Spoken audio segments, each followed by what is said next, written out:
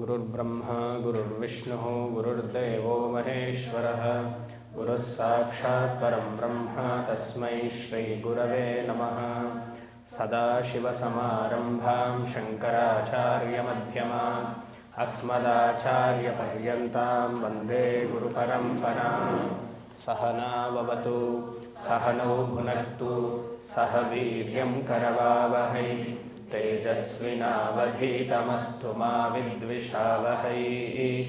ॐ शान्तिः शान्तिः शान्तिः। ॐ भद्रं कर्णेभिः शृणुयाम देवाः भद्रं पश्येमाक्षभिर्यजत्राः स्थिरैरङ्गैः स्तुष्टुवागुंसस्तनूभिः व्यशेम देवहितं यदायुः। स्वस्ति न इन्द्रो वृद्धश्रवाः स्वस्ति नः पूषा विश्ववेदाः स्वस्ति नस्तार्क्ष्यो अरिष्ठनेमिः स्वस्ति नो बृहस्पतिर्दधातु। ॐ शान्तिर्शान्तिः शान्तिः।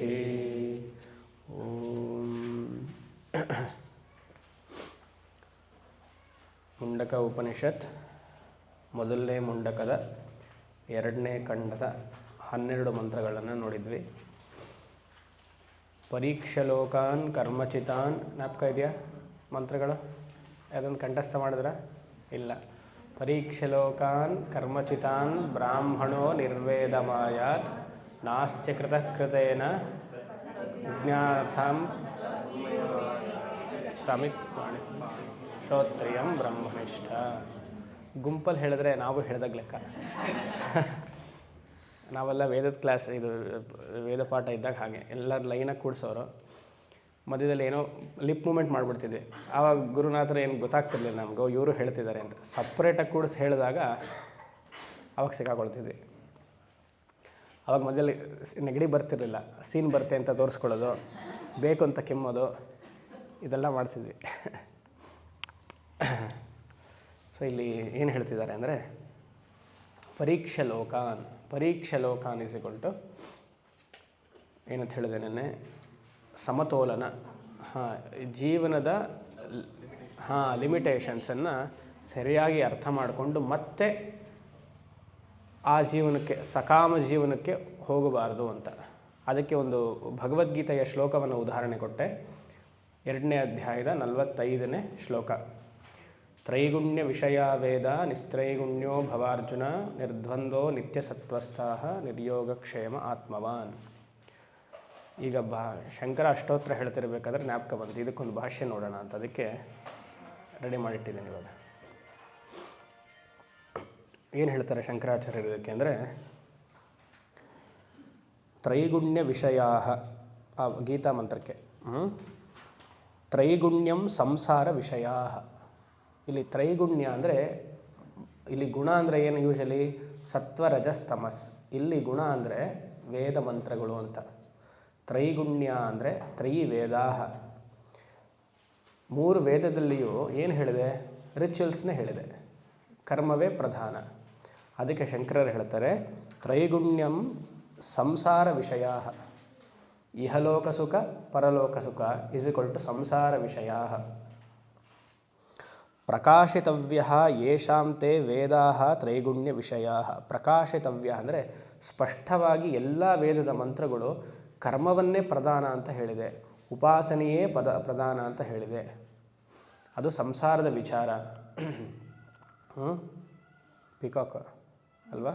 ಬಾ.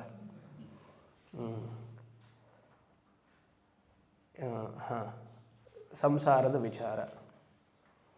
ಯಾಕಂದರೆ ಮಾಡುವಂತಹ ಪ್ರತಿಯೊಂದು ಕರ್ಮವು ಯಾರಿಗೋಸ್ಕರ ಮಾಡ್ತೀವಿ? ಸಕಾಮ ಕರ್ಮವಾಗಿದ್ದರೆ ನಮಗೋಸ್ಕರ ಮಾಡ್ತೀವಿ. ನಿಷ್ಕಾಮ ಕರ್ಮವಾಗಿದ್ದರೆ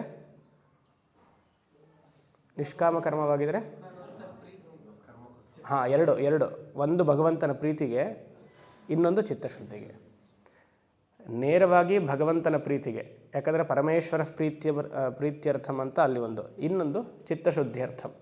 ಸೊ ಅವಾಂತರ ಫಲ ಚಿತ್ತಶುದ್ಧಿ, ನೇರ ಪ್ರೀತಿ ಭಗವಂತನಿಗೆ.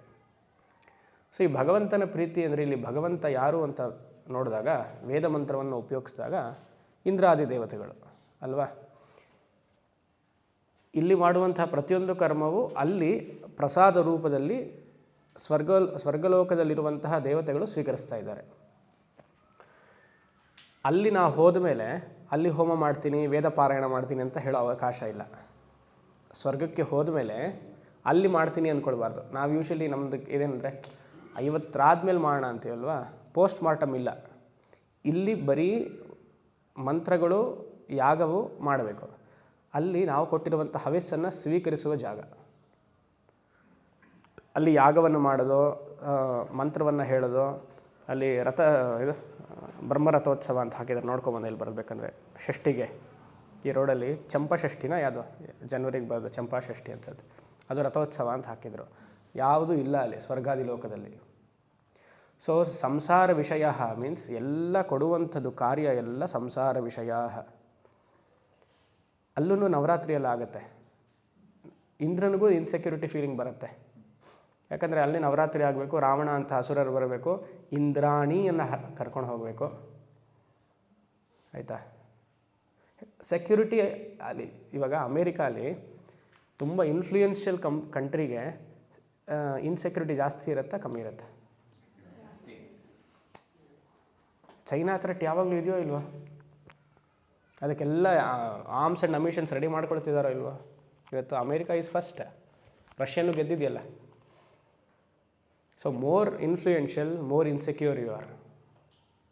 ಎಷ್ಟು ನಾನು ಮನೇಲಿ ಸಾಮಾನನ್ನು ಇಡ್ತೀನಿ, ಎಲ್ಲ FD ಎಲ್ಲ ಮಾಡಿಡ್ತೀನಿ, ಅಷ್ಟು ಇನ್ಸೆಕ್ಯೂರ್ ಐ ಬಿಕಮ್. ಬಿಕಾಸ್ ಅದು ನೋಡ್ಕೊಳ್ಬೇಕಲ್ಲ. ಸೊ ಅಲ್ಲಿ ಸ್ವರ್ಗಾದಿ ಲೋಕಗಳು ದೇವತೆಗಳನ್ನ ಅಡಿಯೋದು it's not a important thing. Important thing ಅಂದ್ರೇನು? ಅದು ಹೋಗೋದು ಅದೇ ಲಕ್ಷ್ಯ ಅಲ್ಲ. ಇಂದ್ರನಿಗೂ ಏನು ಇನ್ಸೆಕ್ಯೂರಿಟಿ ಫೀಲಿಂಗ್, ಆ ದ್ವಂದ್ವ ಇದ್ದೇ ಇದೆ. ಅದಕ್ಕೆ ಮಾತಿಗೆ ರಂಭೆ ಊರ್ವಶಿನ ಕಳಿಸೋದು ಋಷಿಗಳಾಗಿದ್ದರೆ. ಯಾಕಂದರೆ ಮಾಡುವಂಥ ಯಾಗವನ್ನು ನಿಲ್ಲಿಸಬೇಕು, ಇಲ್ಲಾಂದ್ರೆ ಅವನ ಪೊಸಿಷನ್ ಹೋಗುತ್ತಲ್ಲ. ಪ್ರತಿಯೊಂದು ದೇವತೆಗಳ ಪೊಸಿಷನ್ ಈಸ್ ಎ ಪೊಸಿಷನ್, ಅದೊಂದು ಸ್ಥಾನ. ದೇವತೆಗಳು ಅಂದರೆ ಒಂದೊಂದು ಸ್ಥಾನವೇ ಹೊರತು ಅಲ್ಲೊಂದು ಮನುಷ್ಯ ತಾನೇ. ನಾವೇ ಒಂದು ಯುಗದಲ್ಲಿ ಒಂದು ಕಾಲದಲ್ಲಿ ಇಂದ್ರಾದಿ ದೇವತೆಗಳಾಗಿ ಪೋಸ್ಟ್ ತೊಗೊಂಡಿದ್ದೀವಿ. ಹೇಗೆ CM became PM, it is a prime minister ಅನ್ನೋದು ಅದೊಂದು position. Narendra Modi prime minister ಅಲ್ಲ, ಆ ಪೊಸಿಷನಲ್ಲಿ ಕೂತಿದ್ದಕ್ಕೆ we are calling him as prime minister. ಎಷ್ಟು ಜನ ಆಗಿ ಹೋಗಿದ್ದಾರೆ ಪ್ರೈಮ್ ಮಿನಿಸ್ಟರ್ ಪೋಸ್ಟಲ್ಲಿ? ಎಷ್ಟು ಜನ ಆಗಿ ಹೋಗಿದ್ದಾರೆ? ಹಾಗೆ ಇಂದ್ರ ಅನ್ನೋದು ಪೋಸ್ಟ್, ಬ್ರಹ್ಮ ಅನ್ನೋದು ಒಂದು ಪೋಸ್ಟ್, ಅದೊಂದು ಹುದ್ದೆ. ಶಿವ ಅನ್ನೋದು ಒಂದು ಹುದ್ದೆ. ಆ ಕರ್ಮಕ್ಕೆ ಪ್ರಕಾರ ಆ ಹುದ್ದೆಯನ್ನು ಆಯ್ಕೆ ಮಾಡ್ಕೊಳ್ತೀವಿ. ಅಲ್ಲಿ ಮಾಡಿಕೊಂಡಾಗ ಅಲ್ಲೂ ಬಂಧನ ಇದೆ. ಯಾಕಂದರೆ ನಾವು ಭೂಲೋಕದಲ್ಲಿರುವಂತಹ ಮನುಷ್ಯರು ಹವಿಸ್ಸನ್ನು ಕೊಟ್ಟೇ ಆಗಬೇಕು.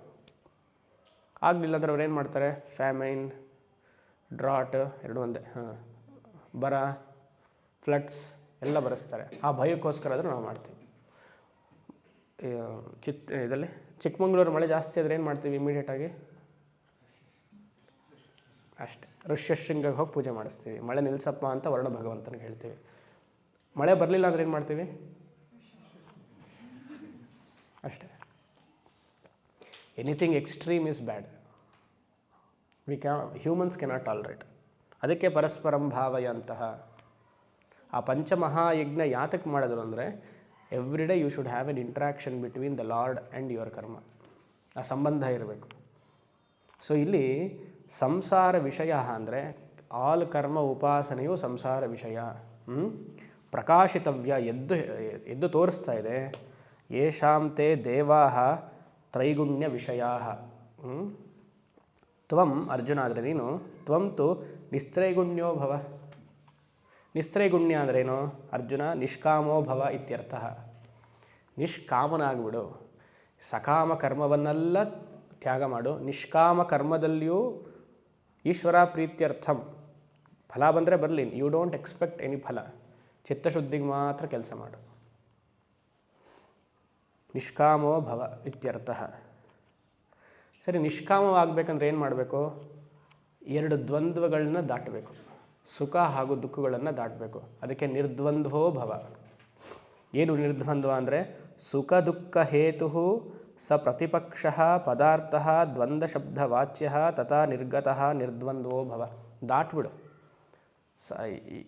ಎಕ್ಸ್ಪೆಕ್ಟೇ ಮಾಡಬೇಡ.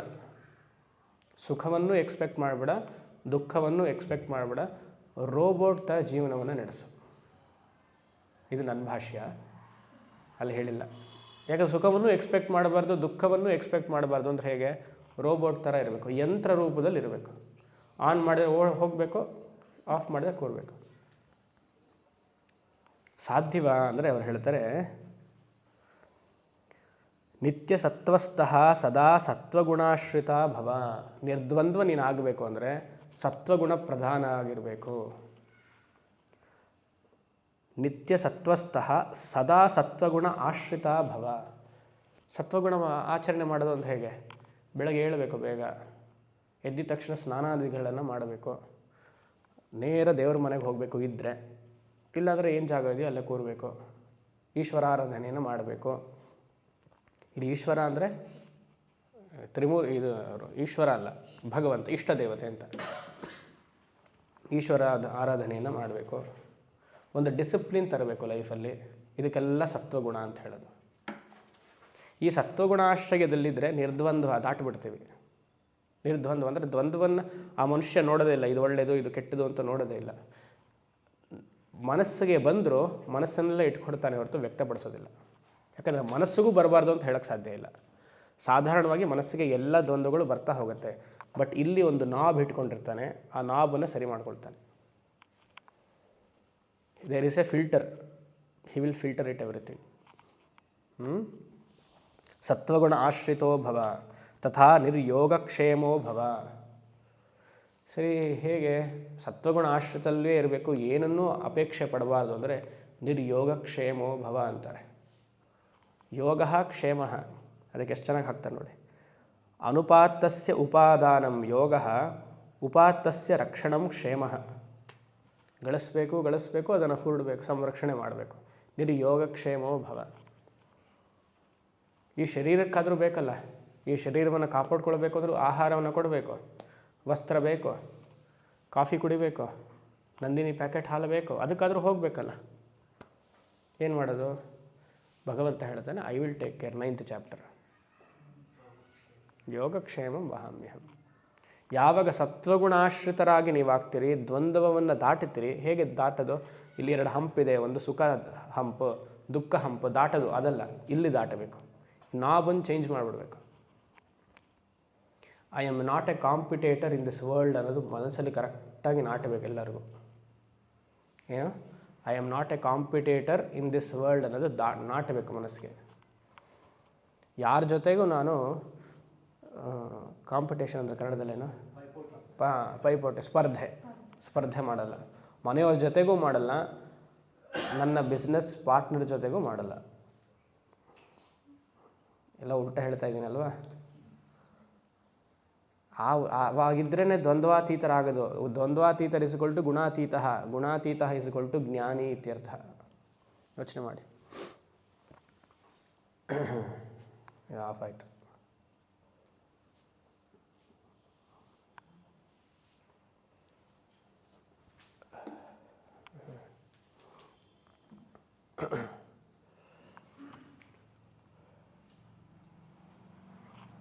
Thank you. ವಿಷ್ಣು. ಸೊ ಅನುಪಾತ್ತಸ್ಯ ಉಪಾದಾನಂ ಯೋಗ, ಉಪಾತ್ತಸ್ಯ ರಕ್ಷಣಂ ಕ್ಷೇಮ. ಯೋಗಕ್ಷೇಮ ಪ್ರಧಾನಸ್ಯ ಶ್ರೇಯಸಿ ಪ್ರವೃತ್ತಿ ದುಷ್ಕಾರ. ಸದಾ ಏನೋ ಒಂದು ಗಳಿಸ್ಬೇಕು, ಅದನ್ನು ಹಿಡ್ಕೊಳ್ಬೇಕು ಅಂತಲೇ ಇರುತ್ತಂತೆ ಮನಸ್ಸು. ಸದಾ ರಕ್ಷಣಂ ಕ್ಷೇಮ ಯೋಗಕ್ಷೇಮ ಪ್ರಧಾನಸ್ಯ ಶ್ರೇಯಸಿ ಪ್ರವೃತ್ತಿ ದುಷ್ಕರ. ಆ ಪ್ರವೃತ್ತಿ ಬರುತ್ತಲ್ಲ, ದುಷ್ಕರ ಅಂತ ಹೇಳ್ತಾರೆ. I always have to save. ಇದು ಯಾರಿಗೆ ಹೇಳ್ತಾ ಇರೋದು? ಪರೀಕ್ಷೆ ಲೋಕಾನ್ ಹೇಳ್ತಾ ಇರೋದು. ಬಿಕಾಸ್ ಪರೀಕ್ಷೆ ಲೋಕಾನ್ ಜೀವನದ ಲಿಮಿಟೇಷನ್ಸ್ ಎಲ್ಲ ನೋಡ್ಕೊಂಡ್ಬಿಟ್ಟಿದ್ದಾನೆ ಅವನಿಗಿದು. ಅದಕ್ಕೆ ಈ ಒಂದು ವಾಕ್ಯ, ಪರೀಕ್ಷೆ ಲೋಕಾನ್ ಕರ್ಮಚಿತಾನ್ ಈಸ್ ಈಕ್ವಲ್ ಟು ಗೀತಾ 2:45. ಮನಸ್ಸಿಗೆ ಸಾಕು ಅನ್ನುವ ವೃತ್ತಿ ಬರಬೇಕು. ಸಾಕು ಅಂತ ವೃತ್ತಿ ಬಂದಾಗ ಸತ್ವಪ್ರಧಾನವಾಗಿರಬೇಕು. ಮನಸ್ಸಿನೆಲ್ಲ ಎಲ್ಲ ಆಲೋಚನೆಗಳು, ಸುಖ ದುಃಖ ಆಲೋಚನೆಗಳೆಲ್ಲ ಒಂದು ಹಂತಕ್ಕೆ ಬಂದು ಶಾಂತವಾಗಿಬಿಡಬೇಕು. ವೆರಿ ಬ್ಯೂಟಿಫುಲ್ ವರ್ಡ್ ಇದು. ಅನುಪಾತ್ತಸ್ಯ ಉಪಾದಾನಂ, ಉಪಾತ್ತಸ್ಯ ರಕ್ಷಣಂ. ಯಾವುದೆಲ್ಲ ಹುಡುಕ್ತಾ ಇರ್ತಾನೋ ಅದು ರಕ್ಷಣೆ ಮಾಡಬೇಕು, ಅದು ಬೇಕು ಅನ್ನೋದನ್ನು. ನೀವು ಜಿ ವಿ ಅಯ್ಯರ್ ಪಿಕ್ಚರ್ ನೋಡಿದರೆ, ಶಂಕರಾಚಾರ್ಯರ ಮೂವಿ ನೋಡಿದರೆ, ಅಲ್ಲಿ ಒಂದು ಸಂದರ್ಭ ಬರುತ್ತೆ. ಒಬ್ಬ ಕಳ್ಳ ಮರದ ಮೇಲೆ ಕೂತ್ಕೊಂಡು ಈ ತೆಂಗಿನಕಾಯಿಯನ್ನು ಕದೀತಾ ಇರ್ತಾನೆ. ಶಂಕರರು ಮತ್ತು ಅಂದರೆ ಬಾಲಶಂಕರರು ಮತ್ತು ಅವರ ಸ್ನೇಹಿತರು ನೋಡಲ್ಲ ಜಿ ವಿ ಅಯ್ಯರ್ ಎಲ್ಲರೂ ನೋಡಿದ್ದೀರಾ ಪಿಕ್ಚರ್? ಅದೇ ಕೆಲವರು ನೋಡಿಲ್ಲ, ಯಾಕಂದರೆ ಇವಾಗ 26ನೇ ತಾರೀಕು ರಿಲೀಸ್ ಆಗುತ್ತಲ್ಲ, ಅದನ್ನು ನೋಡಿ. ಅರ್ಥ ಆಯ್ತಾ? ಸರಿ, ಅರ್ಥ. ಸೊ ಅಲ್ಲಿ ಅದು ತೆಂಗಿನಕಾಯಿನ ತಗೊಳ್ತಿರ್ತಾನೆ. ಶಂಕರರು ಮತ್ತು ಅವರ ಸ್ನೇಹಿತರು ನೋಡ್ತಿರ್ತಾರೆ ಏನು ಮಾಡ್ತಾನೆ ಅವನು ಅಂತ. ಅಲ್ಲಿ ಪಾಠ ಹೇಳ್ಕೊಡುವಂತಹ ವ್ಯಕ್ತಿ ಅಂದರೆ ವಾದ್ಯರ್, ಪುರೋಹಿತರು, ಏನಿಲ್ಲ ಇದು ಮಾಡಬಾರ್ದು ಇಡಿ ಅಂತಾರೆ. ಅದಕ್ಕೆ ಬಟ್ಟೆಯನ್ನು ಅಲ್ಲಿ ಕಟ್ಟಿಬಿಡ್ತಾರೆ. ಅಂದರೆ ಬಟ್ಟೆನ ಮೇಲ್ಗಡೆ ಕಟ್ಟಿಬಿಟ್ರೆ ಅವನಲ್ಲಿ ಬೀಳ್ತಾನೆ, ಇವ್ರನ್ನ ಅವನು ಹಿಡ್ಕೊಳ್ಬೋದು ಹಾಗೆ ಅಂತ. ಸದ್ಯಕ್ಕೆ ಶಂಕರರು ಕೇಳ್ತಾರೆ ಸ್ನೇಹಿತನಿಗೆ, ಯಾಕೆ ಗುರುಗಳಲ್ಲಿ ಬಟ್ಟೆನ ಕಟ್ಟಿದ್ರು ಅಂತ. ಅವನು ನಮಗೆ ಸಿಕ್ಕಿದ್ರೆ ಹಿಡ್ಕೊಳ್ಬೋದು ಅವನ್ನ ಅಂತ. ಸರಿ, ನಾನು ಅದನ್ನು ಬಿಡಿಸ್ಬಿಡ್ಲಾ ಅಂತಾನೆ. ಪಾಪ ಯಾತಕ್ಕೆ ಅವ್ನಿಗೆ ಇದು ಮಾಡಬೇಕು, ತೊಂದರೆ ಆಗಬೇಕು, ಆ ಗಂಟೆ ಬಿಡಿಸ್ಬಿಡ್ಲಾ ಅಂತಾರೆ. ಇಲ್ಲ ಬೇಡ ಗುರುಗಳು ಏನು ಮಾಡ್ತಾರೆ ನೋಡೋಣ ಇರು ಅಂತಾನೆ. ಸರಿ, ಗುರುಗಳು ಬರ್ತಾರೆ, ರೂಮೆಲ್ಲ ಹೋಗಿದ್ದು ಬಂದು ಎಲ್ಲ ಸಾಮಾನೆಲ್ಲ ತರ್ತಾರೆ, ಅಡುಗೆ ಸಾಮಾನು, ಅನ್ನ, ಅದು ಮೊಸರು ಎಲ್ಲ ತಂದು ಅದೆಲ್ಲ ಮನೇಲಿರುವಂತಹ ತೆಂಗಿನಕಾಯಿ ಎಲ್ಲ ತರ್ತಾರೆ. ತಂದರೆ ಇಳಿ ಅಂತಾರೆ. ಅವನು ಇಳಿದ್ಬಿಟ್ಟು, ನೋಡು ಇನ್ಮೇಲಿಂದ ನೀನು ಇದು ಮಾಡಬೇಡ, ಕಳ್ತನ ಮಾಡಬೇಡ, ಏನೇನು ಬೇಕೋ ಎಲ್ಲ ತೊಗೊಂಡು ಹೋಗಿ, ಆಯಿತಾ, ಏನೇನು ಬೇಕೋ ಎಲ್ಲ ತೊಗೊಂಡು ಹೋಗು ಅಂತಾರೆ. ಅದಕ್ಕೆ ನಿರ್ಯೋಗ ಕ್ಷೇಮೋ ಭವ, ಆ ನಂಬಿಕೆ, ಶ್ರದ್ಧೆ, ಭಗವಂತ ಇನ್ನು ನಮ್ಮ ರಕ್ಷಣೆ ಮಾಡ್ತಾನೆ ಅಂತ. ಅದಕ್ಕೆ ಅವತ್ತು ಹೇಳ್ತಾ, ಇನ್ಮೇಲಿಂದ ನೀನು ಕದಿಬಾರ್ದು. ಇತಃ ಪರಂನ ಚೋರನೀಯಂ ಅಂತ ಒಂದು ವಾಕ್ಯ ಬರ್ತಾನೆ. ಇತಃ ಪರಂನ ಚೋರನೀಯಂ, ಇನ್ಮೇಲೆ ಅಂತ. ಅದಕ್ಕೆ ಅವ್ರು ಹೇಳ್ತಾರೆ, ಹೇಗೆ ಇದು ಶ್ರಾದ್ದ? ನೀನು ಕದಿಬೇಡ ಅಂತ ಅವ್ನು ಬಂದ ತಾನೆ, ಆ ಬಟ್ಟೆ ಇತ್ತಲ್ವಾ, ಅದು ಬಟ್ಟೆ ಇದ್ದಾಗ ತೆಗೆದ ತಕ್ಷಣ ಆ ನಂಬಿಕೆಯಿಂದ ತಾನೇ ಅವನು ಇಳಿದ. ನಾವು ಡೌಟ್ ಮಾಡ್ತೀವಿ ಭಗವಂತ ನಿಜವಾಗ್ಲೂ ನಮ್ಮನ್ನ ಕಾಪಾಡ್ತಾನ ಅಂತ. ಆ ನಂಬಿಕೆಯಿಂದ ಅವನು ಹೇಗೆ ಕೆಳಗಡೆ ಬಂದನೋ, ನಿರ್ಯೋಗ ಕ್ಷೇಮೋ ಭವ ಅಂತಂದರೆ ಭಗವಂತ ಇದ್ದಾನೆ, he will take care of my basic necessities. ಅದೆಲ್ಲ ಜ್ಞಾಪಕ ಬರಬೇಕು. ಸೊ ಸಂರಕ್ಷಣ ಆದಷ್ಟು ಕಮ್ಮಿ ಮಾಡ್ಕೊಳ್ಬೇಕು. ಯೋಗಕ್ಷೇಮ ಪ್ರಧಾನಸ್ಯ ಶ್ರೇಯಸಿ ಪ್ರವೃತ್ತಿ ದುಷ್ಕರ ಇತಿ ನಿರ್ಯೋಗಕ್ಷೇಮೋ ಭವ ಆತ್ಮವಾನ್ ಅಪ್ರಮತ್ತಶ್ಚೋ ಭವ. ಅಪ್ರಮತ್ತ ಅಂದರೆ ಲೆಥಾರ್ಜಿ ಆಗಬೇಡ. ಈ ಆತ್ಮವಿಚಾರದಲ್ಲಿ ಬಿ ಎವರ್ ಸ್ಟೆಡ್ ಫಾಸ್ಟ್, ಸದಾ ಸಾಧನೆಯನ್ನು ಮಾಡ್ತಾಯಿರು, ಶ್ರವಣ ಮನನಾದಿಗಳನ್ನು ಮಾಡ್ಕೊಳ್ತಾ ಬಾ. ಸುಮಾರು ಜನ ಹೇಳ್ತಾರೆ, ಇದು ಅರ್ಥಕಾಮವೇ ಪ್ರಧಾನ, ಈಗ ವಯಸ್ಸಲ್ಲಿ ನೀವು ಚೆನ್ನಾಗಿ ಗಳಿಸ್ಬಿಡ್ಬೇಕು, ಚೆನ್ನಾಗಿ ಮಾಡಿಬಿಟ್ರೆ ಆಮೇಲೆ ಸಾಕು ಅಂತಾರೋ ಇಲ್ವಾ? ಮನೆಯಲ್ಲಿಂದನೇ ಸ್ಟಾರ್ಟ್ ಇದು. ನಮ್ಮನ್ನ ಈ ಪಾತನ್ನ ಡಿವಿಯೇಟ್ ಮಾಡೋಕ್ಕೆ ಸುಮಾರು ಜನ ಇರ್ತಾರೆ. ಅದಕ್ಕೆ ಪ್ರಮತ್ತಃ ಅಂತ. ಪ್ರಮತ್ತಃ ಅಂದರೆ ಡಿವಿಯೇಟಿಂಗ್ ಫ್ರಮ್ ದ ಪಾತ್. ಅಪ್ರಮತ್ತೋ ಭವ ಅಂದರೆ ಒಂದು ಸತಿ ಲಕ್ಷ್ಯವನ್ನು ಗುರಿಯಾಗಿ ಅಂದ್ಕೊಂಡ್ಮೇಲೆ ಮೋಕ್ಷವೇ ಪ್ರಧಾನ ಅಂದಿದ ತಕ್ಷಣ ಯಾರ ಅರ್ಥಕಾಮಿಗಳ ಮಾತನ್ನು ಕೇಳಬೇಡ. ಯಾಕಂದರೆ ಅವರು ನಿಮ್ಮನ್ನು ಕಾಲೆಳಿತಾರೆ. ಅಪ್ರಮತ್ತೋ ಭವ ಆತ್ಮವಾನ್ ಭವ ಏಷ ತವ ಉಪದೇಶ. ಎಷ್ಟು ಚೆನ್ನಾಗಿದೆ ನೋಡಿ. ಸೊ ನಮಗೇನು 2ನೇ ಅಧ್ಯಾಯದ 45ನೇ ಶ್ಲೋಕಕ್ಕೆ ಏನು ಕೇಳಿದ್ವಿ ತಿಳ್ಕೊಂಡ್ವಿ ಅಂದರೆ, ನಿಸ್ತ್ರೈಗುಣ್ಯೋ ಭವ = ಕರ್ಮ ಉಪಾಸನ ಅತೀತೋ ಭವ. ನಿಸ್ತ್ರೈಗುಣ್ಯೋ ಭವ, ನಿರ್ದ್ವಂದ್ವೋ ಭವ, ಸುಖ ದುಃಖ ಅತೀತೋ ಭವ. ಆಮೇಲೆ ನಿತ್ಯ ಸತ್ವಸ್ಥೋ ಭವ, ಸದಾ ಸತ್ವ ಸಂಪನ್ನೋ ಭವ. ಆಮೇಲೆ ನಿರ್ಯೋಗಕ್ಷೇಮೋ ಭವ, ರಕ್ಷಣಂ ಉಪಾಧಾನಂ. ಯೋಗಕ್ಷೇಮ ಪ್ರಧಾನಸ್ಯ ಶ್ರೇಯಸಿ ಪ್ರವೃತ್ತಿ ದುಷ್ಕರ. ಆಮೇಲೆ ಆತ್ಮವಾನ್ ಭವ, ಅಪ್ರಮತ್ತೋ ಭವ. ಯಾವಾಗಲೂ ಆ ಗುರಿಯನ್ನು ಮನಸ್ಸಿನಲ್ಲಿ ಇಟ್ಕೊಂಡಿರಬೇಕು. ನಾರಾಯಣ. ಇದು ಹೇಳೋಣ ಅಂತ ಅನಿಸ್ತು, ಅದಕ್ಕೆ ಸರಿ. ಸೊ ಸಮಿತ್ಪಾಣಿ ಶ್ರೋತ್ರಿಯಂ ಬ್ರಹ್ಮನಿಷ್ಠ. ಈ ಪೂರ್ತಿ ಅಧ್ಯಾಯ ಜ್ಞಾನ ಯೋಗ್ಯತೆಯನ್ನು ಹೇಳ್ತಿದೆ. ಮುಂಡಕ ಉಪನಿಷತ್ ಮೊದಲನೇ ಮುಂಡಕ ಜ್ಞಾನ ಯೋಗ್ಯತೆಯನ್ನು ಹೇಳ್ತಾ ಇದೆ. ಜ್ಞಾನ ಯೋಗ್ಯತೆಗೆ ಏನೆಲ್ಲ ಬೇಕು ಅಂತ ನೋಡ್ಕೊಂಡು ಬಂದ್ವಿ. ವೈದಿಕ ಕರ್ಮ, ವೈದಿಕ ಉಪಾಸನೆ, ಅದರ ಉತ್ಕೃಷ್ಟತೆ, ಅದರ ನಿಂದೆ. ಈಗ ಗುರುವನ್ನು ಆಶ್ರಯಿಸಬೇಕು. ಗುರು ಇಲ್ಲದೆ ಯಾವ ವಿದ್ಯೆಯೂ ಇಲ್ಲ. ಈವನ್ ಒಂದು ಮಾಟ ಮಂತ್ರ ಮಾಡಬೇಕು ಅಂದ್ರೂ ಗುರು ಬೇಕು ನಿಮಗೆ. ಕಳ್ತನ ಮಾಡಬೇಕು ಅಂದರೂ ರಾಮಕೃಷ್ಣ ಪರಮಹಂಸರು ಹೇಳ್ತಾರೆ, ಒಂದು ಒಳ್ಳೆ ಗುರುವನ್ನ ಹುಡುಕುವಂತ ಇದರಲ್ಲಿ ಗಾಸ್ಪೆಲಲ್ಲಿ, if he is a very good robber he should have a guru ಅಂತಾರೆ. ಅದು ಟ್ಯಾಕ್ಟಿಕ್ಸ್ ಹೇಳ್ಕೊಡ್ಬೇಕಲ್ಲ. ಹಾಗಂತ ಅದು ಮಾಡಬೇಕು ಅಂತಲ್ಲ, ಯಾತಕ್ಕೆ ಅವ್ರು ಉದಾಹರಣೆ ಕೊಟ್ಟರು ಅಂದರೆ ಪ್ರತಿಯೊಂದು ವಿದ್ಯೆಗೂ ಗುರು ಬೇಕು ಅಂತ. ಕಳ್ಳತನಕ್ಕೂ ಶ್ರೋತ್ರಿಯ ಬ್ರಹ್ಮನಿಷ್ಠ ಗುರುನೇ ಬೇಕು, ಆ ಕಳ್ಳತನ ಮಾಡಬೇಕೆ. Very important. ವೇದಾಂತಕ್ಕೂ ಬೇಕು, ಯಾಕಂದರೆ ವೇದಾಂತ ಮೋಕ್ಷಶಾಸ್ತ್ರ ಆಗಿರೋದ್ರಿಂದ ಉತ್ತಮೋತ್ತಮವಾದ ಗುರು ಬೇಕು. ಎಲ್ಲರೂ ಮೋಕ್ಷ ಎಂಥ ಈವನ್ ಶಂಕರಾಚಾರ್ಯರಾಗಲಿ ಭಗವಂತ ಆಗಲಿ ನಿಮಗೆ ನನಗೆ ಮೋಕ್ಷವನ್ನು ಕೊಡೋಕ್ಕೆ ಸಾಧ್ಯವಿಲ್ಲ. ಮೋಕ್ಷ ಇದು ಅಂತ ತೋರಿಸ್ಬಹುದು, ಅದು ನಾವೇ ಪಡಿಬೇಕು. ಶಂಕರರು ದಾರಿಯನ್ನು ಹಾಕೊಟ್ಟಿದ್ದಾರೆ, ವೇದವು ನಮಗಿದೆ. ಈ ದಾರಿಯಲ್ಲಿ ಹೋದರೆ ಮೋಕ್ಷವೇ ಹೊರತು ಮೋಕ್ಷ ಗಳಿಸುವುದಲ್ಲ, ಮೋಕ್ಷದಲ್ಲಿ ನಾನಿದ್ದೀನಿ ಅನ್ನೋ ತಿಳಿಯುವುದು. Very important. ಮೋಕ್ಷದಲ್ಲಿ ನಾನು ಇದ್ದೀನಿ ಅಂತ ತಿಳಿಯುವುದು. ಮೋಕ್ಷವನ್ನು ಗಳಿಸೋಕ್ಕಾಗಲ್ಲ. ಇಲ್ಲದೇ ಇರೋದನ್ನು ನೀವು ಗಳಿಸಿದ್ರಿ ಅಂದರೆ ಅದೊಂದು ಕಾಲದಲ್ಲಿ ಬಂತು, ಮತ್ತೆ ಕಾಲದಲ್ಲಿ ಹೊರಟೋಗುತ್ತೆ. Subject to time and space, arrival and departure. So ಈ ಉಪನಿಷತ್ ಅಧ್ಯಯನದಿಂದ ಏನು? ಮೋಕ್ಷ ನನ್ನ ಸ್ವರೂಪ. ಮೋಕ್ಷ ಅಂದರೆ ಆನಂದ, ಸದಾ ಆನಂದವಾಗಿರುವುದೇ ಮೋಕ್ಷ. ದೇಹ ಮನಸ್ಸು ನಾನಲ್ಲ, ದೇಹ ಮನಸ್ಸು ಇಂದ್ರಿಯಗಳ ಅತೀತ ನಾನು. ಇದು ಬರೀ ಪುಸ್ತಕದಲ್ಲಿರುವಂಥದ್ದಲ್ಲ, ಎಲ್ಲ ಸ್ವಾಮಿಗಳು ಹೇಳುವಂಥದ್ದಲ್ಲ. ಅದು ನನಗೆ ಫ್ಯಾಕ್ಟ್ ಆಗಬೇಕು. ಅದು ಇನ್ಫಾರ್ಮೇಷನಲ್ಲಿರಬಾರ್ದು, it should become a fact. ಆ ಫ್ಯಾಕ್ಟ್ ಆಗಬೇಕು ಅಂದರೆ ತ್ರೈಗುಣ್ಯ ವಿಷಯ ವೇದ, ಅದೆಲ್ಲ 245 ಇಸ್ ಎ ಬೆಸ್ಟ್ ಶ್ಲೋಕ. ಎಷ್ಟು ಚೆನ್ನಾಗಿ ಕಂಡೆನ್ಸ್ ಮಾಡಿಬಿಟ್ಟಿದ್ದಾರೆ. ವೇದ ಪೂರ್ವ ಭಾಗವನ್ನು ದಾಟಬೇಕು, ನಿಷ್ಕಾಮ ಕರ್ಮವನ್ನು ಮಾಡಬೇಕು, ದ್ವಂದ್ವಾತೀತನಾಗಬೇಕು, ಸತ್ವಗುಣ ಪ್ರಧಾನವಾಗಬೇಕು, ಅಪ್ರಮತ್ತನಾಗಬೇಕು, ನಿರ್ಯೋಗಕ್ಷೇಮವನ್ನು ಆಗಬೇಕು, ಅಪ್ರಮತ್ತನಾಗಬೇಕು. ಸೊ ಒಂದು ಗುರುವನ್ನು ಆಶ್ರಯಿಸಿ ವೇದಾಂತ ಪಾಠವನ್ನು ಶುರು ಮಾಡಬೇಕು. ಶ್ರೋತ್ರಿಯಂ ಬ್ರಹ್ಮನಿಷ್ಠ, ಇದಕ್ಕೆ ಅರ್ಥ ನಿನ್ನೆ ಸಾಕಷ್ಟು ಹೇಳಿದ್ದೀವಿ. ಸಪೋಸ್ ಯಾರು ಗುರುಗಳು ಮೋಕ್ಷ ಕೊಟ್ಟರು ಅಂದರೆ ನೀವೇನು ಹೇಳ್ತೀರಾ?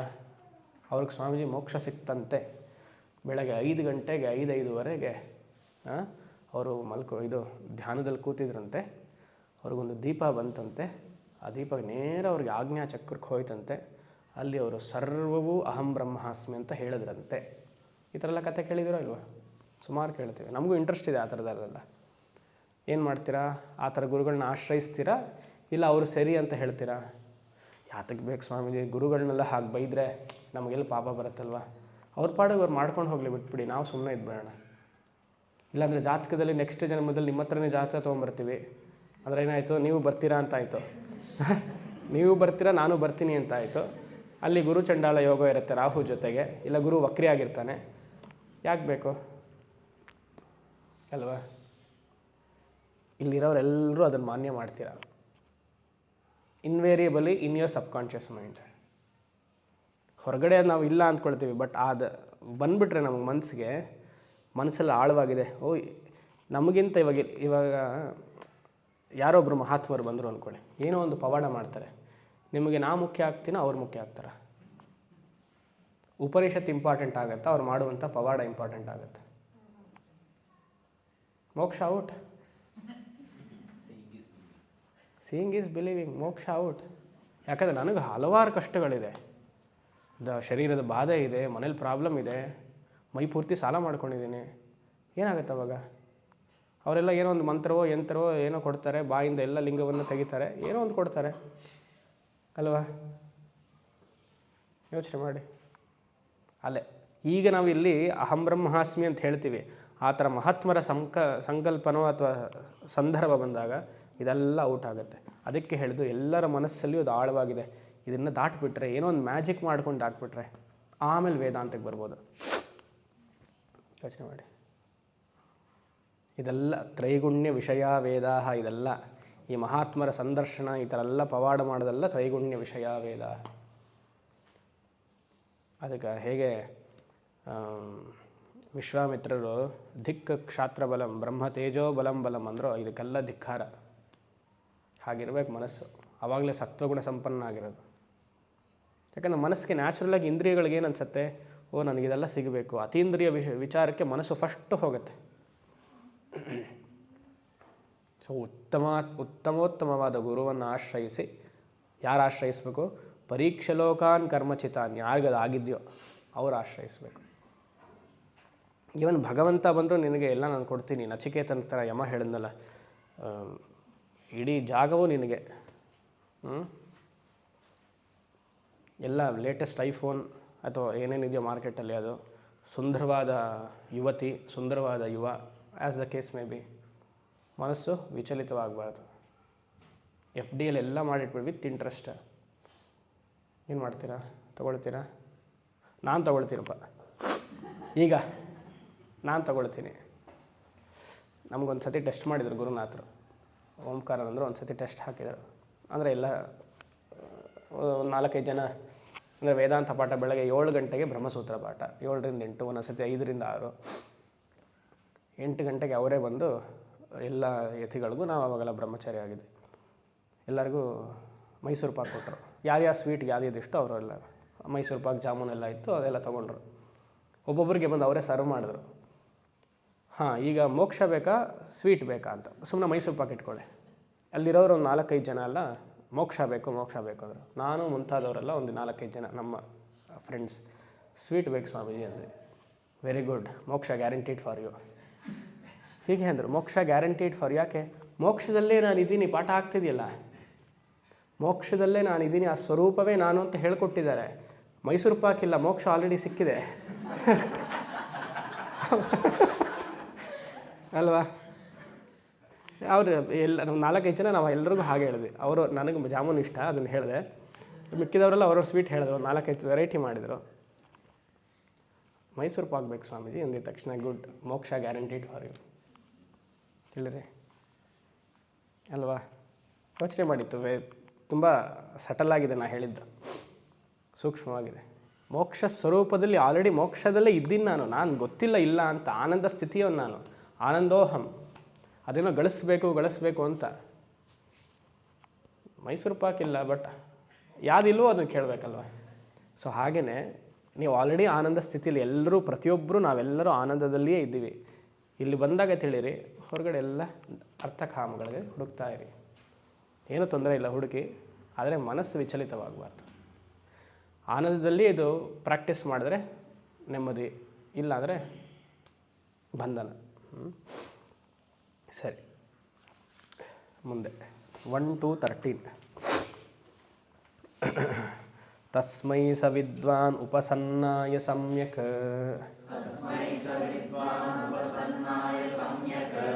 ಪ್ರಶಾಂತಚಿತ್ತಾಯ ಶಮಾನ್ವಿತಾಯ ಯೇನಾಕ್ಷರಂ ಪುರುಷಂ ವೇದ ಸತ್ಯಂ ಪ್ರೋವಾಚ ತಾಂ ತತ್ವತೋ ಬ್ರಹ್ಮವಿದ್ಯಾಂ. ತಸ್ಮೈ ಸವಿದ್ವಾನ್ ಉಪಸನ್ನಾಯ ಸಮ್ಯಕ್ ಪ್ರಶಾಂತಚಿತ್ತಾಯ ಶಮಾನ್ವಿತಾಯ ಯೇನಾಕ್ಷರಂ ಪುರುಷಂ ವೇದ ಸತ್ಯಂ ಪ್ರೋವಾಚ ತಾಂ ತತ್ವತೋ ಬ್ರಹ್ಮವಿದ್ಯಾಂ.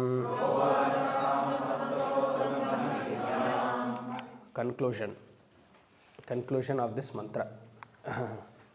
ಕಂಟೆಂಟ್ಮೆಂಟ್, ಎಲ್ಲರಿಗೂ ಕಂಟೆಂಟ್ಮೆಂಟ್ ಇರಬೇಕು ಅನ್ನುವಂಥ ಇಂಡೈರೆಕ್ಟಾಗಿ ಹೇಳುವಂತಹ ಮಂತ್ರ. ಅವತ್ತು ಹೇಳಿದ್ನಲ್ಲ ಒಂದು quotation, contentment is natural wealth. ಆಮೇಲೆ ಲಕ್ಸುರಿ ಈಸ್ ಆರ್ಟಿಫಿಷಿಯಲ್ ಪಾವರ್ಟಿ. ಇದನ್ನು ಬರ್ತ್ಕೊಂಬಿಡ್ಬೇಕು. Contentment is natural wealth, luxury is artificial poverty. ಕರೆಕ್ಟಾಗಿದೆ ಅಲ್ವಾ? ತಸ್ಮೈ ಅಂದರೆ ಯಾರು? ಶಿಷ್ಯಾಯ, ಆ ಶಿಷ್ಯನಿಗೆ. ಯಾವ ಶಿಷ್ಯನಿಗೆ? ಪರೀಕ್ಷಲೋಕಾನ್ ಕರ್ಮಚಿತಾನ್ ಅನ್ನುವ ಶಿಷ್ಯನಿಗೆ, ಇಲ್ಲ ಅಂದರೆ ಶೌನಕನಿಗೆ. ಸಹ ವಿದ್ವಾನ್ ಇಸ್ ಈಕ್ವಲ್ ಟು ಅಂಗಿರಸ್, ಇಲ್ಲ ನಿಮ್ಮ ಗುರುಗಳು. ಸಹ ವಿದ್ವಾನ್ ಇಸ್ ಈಕ್ವಲ್ ಟು ಶ್ರೋತ್ರಿಯ ಬ್ರಹ್ಮನಿಷ್ಠ ಗುರು. ಸಂಪ್ರದಾಯವಾನ್. ಸಹ ವಿದ್ವಾನ್ ಉಪಸನ್ನಾಯ ಸಮ್ಯಕ್, ಅವರ ಹತ್ರ ಹೋಗಿ ಏನು ತಾಂ ತತ್ವತೋ ಬ್ರಹ್ಮವಿದ್ಯಾಂ, ಈ ಬ್ರಹ್ಮವಿದ್ಯೆಯನ್ನು ಹೇಳಿ ಅಂತ ಪ್ರಾರ್ಥನೆ ಮಾಡಿಕೊಂಡ್ರಂತೆ. ಯಾಕೆಂದರೆ ಶ್ರೋತ್ರಿಯಂ ಬ್ರಹ್ಮನಿಷ್ಠ ಹತ್ರ ಹೋಗಬೇಕು ಅಂತ ಕೇಳಿದ್ದಾಯಿತು ಹಿಂದಿನ ಮಂತ್ರದಲ್ಲಿ, ಅಲ್ಲೇ ನಿಂತ್ಕೊಂಬಿಡೋದಲ್ಲ, ಹೋಗಿ ತಾಂ ತತ್ವತೋ ಬ್ರಹ್ಮವಿದ್ಯಾಂ, ಬ್ರಹ್ಮವಿದ್ಯೆಯನ್ನು ಉಪದೇಶ ಮಾಡಿ. ಯಾವ ಬ್ರಹ್ಮವಿದ್ಯೆ? ಏನಾಕ್ಷರಂ ಪುರುಷಂ ವೇದ ಸತ್ಯಂ, ಅಕ್ಷರಂ ಬ್ರಹ್ಮ ತದೇತದ್ ಅಕ್ಷರಂ, ಶುರುವಿನಲ್ಲಿ ನೋಡಿದ್ವಿ ಅದು, ತದೇತದ್ ಅಕ್ಷರಂ. ಏಕವಿಜ್ಞಾನೇನ ಸರ್ವವಿಜ್ಞಾನಂ ಭವತಿ, ಅದು ಅಕ್ಷರಂ. ಅಹಂ ಬ್ರಹ್ಮಾಸ್ಮಿ. ಏಕ ಸಾರ ನಿತ್ಯ ಸತ್ಯಂ ಬ್ರಹ್ಮ ಉಪದಿಷ್ಠವಾನ್. ಅರ್ಥ ಆಗ್ತಿದೆ ಅಲ್ಲ? ಏನಾಕ್ಷರಂ ಪುರುಷಂ ವೇದ ಸತ್ಯಂ ಪ್ರೋವಾಚ. ಶಂಕರರು ಹೇಳ್ತಾರೆ ಛಂದಸೇ ಲಿಟ್ ವಿದ್ಯಾರ್ಥೆ ಅಂದರೆ ಪ್ರೋವಾಚ ಭೂತಕಾಲದಲ್ಲಿದೆ, ಹೇಳಿಕೊಟ್ರು. ಅದನ್ನು ಛಾಂದಸೇ ಲಿಟ್ ವಿದ್ಯಾರ್ಥಿ, ಅದನ್ನು ವಿಧಿ ಲಿಟ್ಟಿಂದ ಲೋಟ್ ಮಾಡ್ಕೊಳ್ಳಿ ಅಂತಿದ್ದಾರೆ. ಅದು ಪಾಸ್ಟಲ್ಲಿತ್ತು, ಪ್ರೆಸೆಂಟಾಗಿ ಮಾಡ್ಕೊಳ್ಳಿ. Change from lit to ಲೋಟ್. ಬೇಡಿ, ಸಂಸ್ಕೃತ ಅದೇ ಪರವಾಗಿಲ್ಲ, ಅವರಲ್ಲಿ ಬರೆದಿದ್ದಾರೆ, ಅದಕ್ಕೋಸ್ಕರ ಅಷ್ಟೆ. ಲಿಟ್ ಲೋಟ್ ಅಂದ್ರೇನು? ಇಲ್ಲೆಲ್ಲ ಇದೆಯಲ್ಲ, ಲಟ್ಲಕಾರ ಅಂತ ಅಷ್ಟೆ, ಪರವಾಗಿಲ್ಲ. ಸೊ ಇದು ವಿಧಿ ಅಂತ ಹೇಳ್ತಿದ್ದಾರೆ. ಇದು ವಿಧಿಲಿಂಗ. ಹೇಳಿಕೊಟ್ರು ಹೇಳಿಕೊಡ್ಲೇಬೇಕು. ಒಂದು ಗುರುವಿನ ಲಕ್ಷಣ ಏನು ಗೊತ್ತಾ? ಬ್ರಹ್ಮವಿದ್ಯೆಯನ್ನು ಯಾರು ಕೇಳ್ತಾರೋ ತಕ್ಷಣವೇ ಹೇಳ್ಕೊಡ್ಬೇಕು. ತಕ್ಷಣವೇ ಅಂದರೆ ಆಗಲೇ ಅಂತಲ್ಲ, ಒಂದು ಆಯ್ತಪ್ಪ ಈ ನಾಳೆಯಿಂದ ಶುರು ಮಾಡೋಣ, ಪಾಠ ಶುರು ಮಾಡೋಣ ಬನ್ನಿ ಹಾಗೆ ಅಂತ. ಎಲ್ಲೋ ಹೋಗ್ತಿರ್ತೀರಿ, ಹಾಂ ಬ್ರಹ್ಮವಿದ್ಯೆ ಶುರು ಮಾಡಿ ಅಂದರೆ ಹಾಗಲ್ಲ. ಎಸ್ ವಿ ವಿಲ್ ಸ್ಟಾರ್ಟ್ ಅಂದರೆ ಅದಕ್ಕೆ ಇಂಟ್ರೆಸ್ಟ್ ತೋರಿಸ್ಬೇಕು, ಗುರುನೂ ಇಂಟ್ರೆಸ್ಟ್ ತೋರಿಸ್ಬೇಕು, ಶಿಷ್ಯನೂ ಬರಬೇಕು ಹಾಗೆ ಅಂತ. ವಿವೇಕ ಚೂಡಾಮಣಿ ಇದು ಶ್ಲೋಕ ಎಲ್ಲ ಜ್ಞಾಪಕ ಇದೆಯಾ? ಗುರುವಿನ ಲಕ್ಷಣ, ಶಿಷ್ಯನ ಲಕ್ಷಣ. ಯಾವುದಾದ್ರು ಒಂದು ಶ್ಲೋಕ ಹೇಳಿ ನೋಡೋಣ. ಅಹೇತುಕ ದಯಾ ಸಿಂಧು ಅದೊಂದು. ಆಮೇಲೆ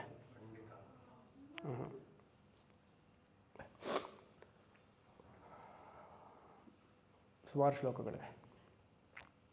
ಸರಿ, ಪ್ರಶ್ನೋತ್ತರ ರತ್ನಮಾಲಿಕೆಯಲ್ಲಿ ಕೋ ಗುರುಹು ಅಂತ ಬಂದ ತಕ್ಷಣ ಅಧಿಕ ತತ್ವ ಶಿಷ್ಯಹಿತಾಯ ಉದ್ಯತ ಸತತಂ.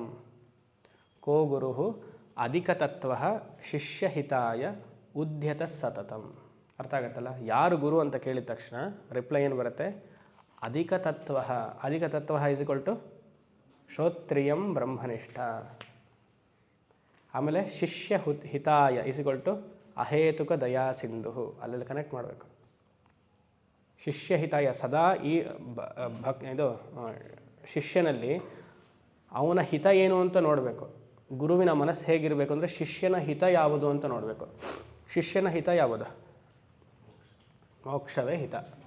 ಗುರುನು ಇಲ್ಲ, ಅಯ್ಯೋ ನಿನಗೆ ಮನೆ ಇಲ್ಲ ಅಲ್ವಾ, ಬಾಡಿಗೆ ಮನೇಲಿದೆಯಾ ಪಾಪ, ಸರಿ ನಾನೇನು ಮಾಡ್ತೀನಿ, ನನಗೆ ಬರುವಂತಹ ಗುರುದಕ್ಷಿಣೆ ಎಲ್ಲ ನೀನು ಕೊಡ್ತೀನಿ. ಹಾಂ ಸರಿ, ಎಷ್ಟು ಬರುತ್ತೋ ಅಷ್ಟು. ಇಲ್ಲ ನೀನು ಸಾಲ ಜಾಸ್ತಿ ಮಾಡ್ಕೊಂಡಿದ್ಯಲ್ವ, ಅದ್ರಲ್ಲಿ ಸ್ವಲ್ಪ ಅದಲ್ಲ. ಶಿಷ್ಯನ ಹಿತ, ಅವನಿಗೆ ಪರಮ ಪುರುಷಾರ್ಥವಾದ ಯಾವುದಿದೆಯೋ ಅದನ್ನು ತೋರಿಸೋದು. ಕೋ ಗುರುಹು ಅಧಿಕ ತತ್ವ ಶಿಷ್ಯಹಿತಾಯ ಉದ್ಯತ ಸತತಂ. ಮೇಲೆ ಮೇಲಕ್ಕೆ ಅವನನ್ನು ಒಳ್ಳೆ ಸತ್ಪುರುಷನಾಗಿ ಮಾಡುವಂತಹ ಕೆಲಸವೇ ಗುರುವಿನ ಲಕ್ಷಣ. ಸೊ ಇಲ್ಲಿ ಅದಕ್ಕೆ ಹೇಳ್ತಾರೆ ಪ್ರೋವಾಚ ತಾಂ ತತ್ವತೋ ಬ್ರಹ್ಮವಿದ್ಯಾಂ. ಮೋಕ್ಷ ವಿದ್ಯೆಯನ್ನು ಹೇಳ್ಕೊಡಿ. ಆತನ ಮನಸ್ಸು ಹೇಗಿದೆ? ಶಿಷ್ಯನ ಮನಸ್ಸು ಸಮ್ಯಕ್ ಪ್ರಶಾಂತಾಯ ಶಮಾನ್ವಿತಾಯ. ಪ್ರಶಾಂತಾಯ, ಪ್ರಶಾಂತಾಯ ಅಂದರೆ ಶಮಾದಿ ಷಟ್ಕ ಸಂಪತ್ತಿ ಯುಕ್ತವಾನ್. ಪ್ರಶಾಂತ್ ಅಂದರೆ com mind. He is totally dedicated. ಸಾಕು ಅಂತ ಆಗ್ಬಿಟ್ಟಿದೆ ಅವನಿಗೆ, ಆ ಶಿಷ್ಯನಿಗೆ. ಅರ್ಥಕಾಮ ಸಾಕು ಅಂತಾಗಿ ಕೇವಲ ಮೋಕ್ಷದಲ್ಲೇ ಮನಸ್ಸಿರಬೇಕು ಅಂತ ಆತನಿಗೆ ಪ್ರಶಾಂತ ಚಿತ್ತಾಯ ಶಮಾನ್ವಿತಾಯ. ನನ್ನ ಜೀವನ ವೇದಾಂತಕ್ಕೆ ಮುಡಿಪಾಗಿಟ್ಟಿದ್ದೀನಿ. ಶಮಾನ್ವಿತಾಯ ಅಂದರೆ ದಮ, ಪ್ರಶಾಂತ ಅಂದರೆ ಶಮ, ಆಮೇಲೆ ಶಮಾನ್ವಿತಾಯ ಅಂದರೆ ದಮ. ಮನಸ್ಸು ಹಾಗೂ ಇಂದ್ರಿಯಗಳು ನಿಗ್ರಹದಲ್ಲಿದೆ. ಅಂಥವನಿಗೆ ಪುರುಷಂ ವೇದ ಸತ್ಯಂ ಪ್ರೋವಾಚ. ಪೂರ್ಣಾತ್ ಪುರುಷಃ ಪೂರಯತಿ ಇತಿ ಪುರುಷಃ. ಪುರುಷ ಅಂದ್ರೇನು? ಪೂರ್ಣಾತ್ ಸರ್ವಂ ಪೂರಯತಿ ಇತಿ ಪುರುಷ. ಆ ಅಕ್ಷರ ಬ್ರಹ್ಮವನ್ನು ಸಂಪ್ರದಾಯ ಗುರು ಆಗಿರುವಂಥವ್ರು ನೀವು ಉಪದೇಶ ಮಾಡಿ. ಇಲ್ಲಿ ವಿಧಿ ಲಿಂಗ್ ಹಾಕಿದ್ದಾರೆ ಅಂದರೆ ಉಪದೇಶ ಮಾಡಬೇಕು ಅಂತ ಹೇಳ್ತಿದ್ದಾರೆ ಶಂಕರರು. ಅದಕ್ಕೆ ಬೇರೆ ಯಾವುದಂಥ ಮಿಸ್ಟಿಕಲ್ ಎಕ್ಸ್ಪೀರಿಯನ್ಸ್ಗೂ ಇಲ್ಲಿ ಜಾಗ ಇಲ್ಲ. ಪಾಠ ಮಾಡಬೇಕು ಅಂತ ಹೇಳ್ತಿದ್ದಾರೆ. ಶಂಕರರೇನು ಸಾಧಾರಣ ಅಲ್ಲ, ಅವ್ರಿಗೇನು ಪವಾಡ ಮಾಡೋಕ್ಕೆ ಕಮ್ಮಿ ಇಲ್ಲ. ಎಷ್ಟು ಪವಾಡ ಮಾಡಿದ್ದಾರೆ ಅವರು. ಕನ್ಯಾಕುಮಾರಿಯಿಂದ ಕಾಶ್ಮೀರವರೆಗೂ ಎಷ್ಟು ಮಾಡಿದಾರಲ್ವ. ಕನಕದಾರ ಸ್ತೋತ್ರ ಅಲ್ವಾ. ನಮಗೊಬ್ಬರು ಪರಿಚಯ ಆದರು. ಕನಕದಾರ ಮನೆ ಸ್ವರ್ಣತಿಲಂ, ಆ ಮನೆಯನ್ನು ಒಬ್ಬರು ಒಂದು ಫ್ಯಾಮ್ಲಿ ಇದನ್ನು ತೊಗೊಂಡಿದೆ. ಮೊನ್ನೆ ಊರಿಗೆ ಹೋದಾಗ ಅದು ಪರಿಚಯ ಆದರು. ನೀವು ಬನ್ನಿ ಸ್ವಾಮೀಜಿ, ಅಲ್ಲಿ ಕರ್ಕೊಂಡು ಹೋಗ್ತೀವಿ, ಆ ಮನೆ ತೋರಿಸ್ತೀವಿ ಹಾಗೆ ಅಂತ. ಸೊ ಕನಕದಾರ ಸ್ತೋತ್ರ ಮಾಡಿರುವಂಥ ಶಂಕರರಿಗೆ ಕ್ಷಣ ಮಾತ್ರದಲ್ಲಿ ಅಮ್ಮನವ್ರನ್ನ ಕರೆಸ್ಬೇಕು ಅಂದರೆ ಅವ್ರ ಪವಾಡ ಇತ್ತೋ ಇಲ್ವಾ. ಎಲ್ಲರಿಗೂ ಹೇಳ್ಬಿಡ್ಬೋದಾಯ್ತಲ್ಲ, ಮೋಕ್ಷ ಸಿಗತ್ತೆ ಅಲ್ಲಿ ಹೋಗಿ ಅಂತ. ವಿಧಿಲಿಂಗ್ ಹಾಕಿದ್ದಾರೆ, ಹೇಳ್ಕೊಡ್ಲೇಬೇಕು. ಕೇವಲ ಜ್ಞಾನದಿಂದಲೇ, ಶಾಸ್ತ್ರ ಅಧ್ಯಯನದಿಂದಲೇ ಮೋಕ್ಷ ಹೊರತು ಬೇರೆ ಯಾವುದರಿಂದಲೂ ಅಲ್ಲ ಅಂತ ಶಂಕರರ ವಾದ. ಅದ್ವೈತಿಗಳಾಗಿದ್ದರೆ ನೀವು ಅದನ್ನು ಪಾಲನೆ ಮಾಡಿ, ಇಲ್ಲ ಅಂದರೆ ಬೇರೆ ಆಚಾರ್ಯರನ್ನ ಹುಡುಕ್ಬೋದು ಅಷ್ಟೇ. ಬೇರೆ ಆಚಾರ್ಯರಂದರೆ ಗೊತ್ತಲ್ಲ, ಯಾರು ದ್ವೈತವನ್ನು ಹೇಳ್ತಾರೆ, ವಿಶಿಷ್ಟಾದ್ವೈತವನ್ನು ಹೇಳ್ತಾರೆ, ಅವರ ಆಚಾರ್ಯರೆಲ್ಲ ದ್ವೈತ ವಿಶಿಷ್ಟಾದ್ವೈತವನ್ನು ಹೇಳೋದ್ರಿಂದ ಏನು ತಪ್ಪಿಲ್ಲ. ಯಾಕಂದರೆ ಅವ್ರಿಗೆ ಆ ಸಂಪ್ರದಾಯ ಶ್ರೇಷ್ಠ, ನಮಗೆ ಈ ಸಂಪ್ರದಾಯ ಶ್ರೇಷ್ಠ. ವೇದದಲ್ಲಿ ಇಲ್ಲಿ ಒಂದು ವಿಚಾರ ನೋಡಿ ಹೇಗಿದೆ. ವೇದದಲ್ಲಿ ಆಲ್ರೆಡಿ ದ್ವೈತ ಇದೆ, ವಿಶಿಷ್ಟಾದ್ವೈತವೂ ಇದೆ. ಅದನ್ನು ಹೇಳೋಕ್ಕೆ ಮತ್ತೊಬ್ಬರು ಆಚಾರ್ಯರು ಬೇಕಾ? ಇಲ್ಲಿ ನಿರ್ದ್ವಂದ್ವೋ ಭವ ಅಂತ ಹೇಳಿದ ತಕ್ಷಣ ಏನು, ದ್ವೈತದಲ್ಲಿ ನೀನು ಇದೆಯಾ, ನೀನು ದ್ವೈತದಲ್ಲಿ ಇರೋದ್ರಿಂದ ಅದ್ವೈತಕ್ಕೆ ನೀನು ಹೋಗಬೇಕು. ಅದು ವೇದವೇ ತಿಳಿಸ್ತಾ ಇದೆ, ಋಷಿಗಳೇ ಹೇಳ್ತಿದ್ದಾರೆ. ಪ್ರತ್ಯೇಕವಾಗಿ ಆಚಾರ್ಯರು ಬೇಕು ಅಂದರೆ ಯೋಚನೆ ಮಾಡಿ. ನಾನು ಬೇರೆ, ನೀವು ಬೇರೆ, ಇಲ್ಲಿರೋರು ಒಬ್ಬೊಬ್ಬರು ಬೇರೆ ಬೇರೆ. ಇದು ನಿಮಗೆ ಸಾಧಾರಣವಾಗಿ ಸಮ್ಯಕ್ ಜ್ಞಾನ ಇದೆಯಾ? ಇದರಲ್ಲಿ ಏನಾದರೂ ತೊಂದರೆ ಇದೆಯಾ? ನಾನು ನೀನು ಬೇರೆ ಅಂತ ಒಪ್ಕೊಳ್ತೀರಾ? ಅಟ್ಲೀಸ್ಟ್ ನೀವು ನಿಮ್ಮ ಕೈ ಬೇರೆ ತಾನೆ, ಕೈ ಒಂದು ಪಾರ್ಟ್ ಆಗಿದ್ರೂ ಮುಖ ಬೇರೆ ಕೈ ಬೇರೆ ಅಂತ ಒಪ್ಕೊಳ್ತೀರ. ಇದಕ್ಕೆ ಆಚಾರ್ಯರು ಬೇಕಾ? ದ್ವೈತ ಸಿದ್ಧಾಂತವನ್ನು ಹೇಳೋದನ್ನು ಆಚಾರ್ಯರು ಬೇಕಾ? ಅದು ಗೊತ್ತಾಗತ್ತೆ ನಿಮಗೆ. ಮೇಲ್ನೋಟಕ್ಕೆ ಮಾತ್ರ ದ್ವೈತ, ಅಂಡರ್ಲೈಂಗ್ ಅದು ಅದ್ವೈತ ಅಂತ ಹೇಳೋಕ್ಕೆ ಆಚಾರ್ಯ ಇರಬೇಕು. ಮೇಲ್ನೋಟದಲ್ಲಿ ನಾವು ನೋಡ್ತಾ ಇರೋದು ಎಲ್ಲವೂ ದ್ವೈತವೇ, ಕಾರ್ಯವೆಲ್ಲವೂ ದ್ವೈತವೇ. ಕಾರಣ ಒಂದು, ಆ ಕಾರಣವೇ ಕಾರ್ಯರೂಪದಲ್ಲಿ ತೋರಿಕೆ ಮಾತ್ರ ಕಾಣಿಸ್ತಾ ಇದೆ. ಊರ್ಣನಾಭಿಹಿ ಸೃಜತೆ ಗೃಹತೆ ಚ. ಅದಕ್ಕೆ ಆಚಾರ್ಯ ಇರಬೇಕೆ ಹೊರತು ಇದನ್ನು ಹೇಳೋಕ್ಕೆ ಯಾರು ಬೇಕು? ನಿಮಗೆಲ್ಲರಿಗೂ ಗೊತ್ತಲ್ವ ನೋಡಿ. ಅಲ್ಲ, ಸುಮ್ಮನೆ ಇದೆಲ್ಲ ಅಲ್ಲ, ಜಸ್ಟ್ ಆಮೇಲೆ ನಾವು ಮಿಸ್ಟಿಕ್ ಗುರು ಆಗ್ಬಿಡ್ತೀವಿ ಆಮೇಲೆ. ಬೇಡ ಅದು ಯಾವ ಜನ್ಮದಲ್ಲೂ ಬೇಡ ಆ ಥರ. ಅದು ಮಹಾಪಾಪ. ಅದು ಆ ಥರ ಎಲ್ಲ ಅಂದ್ಕೊಂಬಿಟ್ರೆ ಬೇಡ. ಇದು ತುಂಬ ಸ್ಪಷ್ಟವಾದ ಸಬ್ಜೆಕ್ಟ್. ಇದು ಸ್ಪಷ್ಟವಾದ ನೇರ ದಿಟ್ಟ ನುಡಿ. ನೇರ ದಿಟ್ಟ ನುಡಿ ಇದು. ಇದರಲ್ಲಿ ಯಾವುದೇ ಒಂಥರ ಮಿಸ್ಟಿಸಮ್, ಒಂದು ಕಲರ್ಫುಲ್ ಮಾಡೋದು, ಅದೇನೋ ಏನೋ ಇದೆಯಂತೆ, ಹೌದು ಊಹೆ ಇದೆಯಂತೆ, ಹೌದು ಅಲ್ಲಿ ಏನು ಸಿಗುತ್ತೆ, ಅದೇನಿಲ್ಲ. ಅಹಂ ಬ್ರಹ್ಮಾಸ್ಮಿ ತ್ವಂ ಬ್ರಹ್ಮ, ನಾನು ಬ್ರಹ್ಮ ನೀನು ಬ್ರಹ್ಮ, ಪ್ರತಿಯೊಂದು ಬ್ರಹ್ಮವೇ. ಮೇಲ್ನೋಟಕ್ಕೆಲ್ಲ ದ್ವೈತ. ಮೇಲ್ನೋಟಕ್ಕದ ನಾ ಇಲ್ಲಿ ಕೂತಿದ್ದೀನಿ, ನೀವು ಕೆಳಗಡೆ ಕೂತಿದ್ದೀರಾ, ಗುರು ಶಿಷ್ಯ ಬಾಂಧವರಂತ ನೀವು ನೋಡ್ತಿದ್ದೀರ ಅಷ್ಟೇ. ಬಿಟ್ಟರೆ ಇರುವಂಥ ಒಂದೇ ಚೈತನ್ಯ. ಅದಕ್ಕೆ ರೆಸ್ಪೆಕ್ಟ್ ಮಾಡ್ತಿದ್ದೀರ ಅಷ್ಟೇ.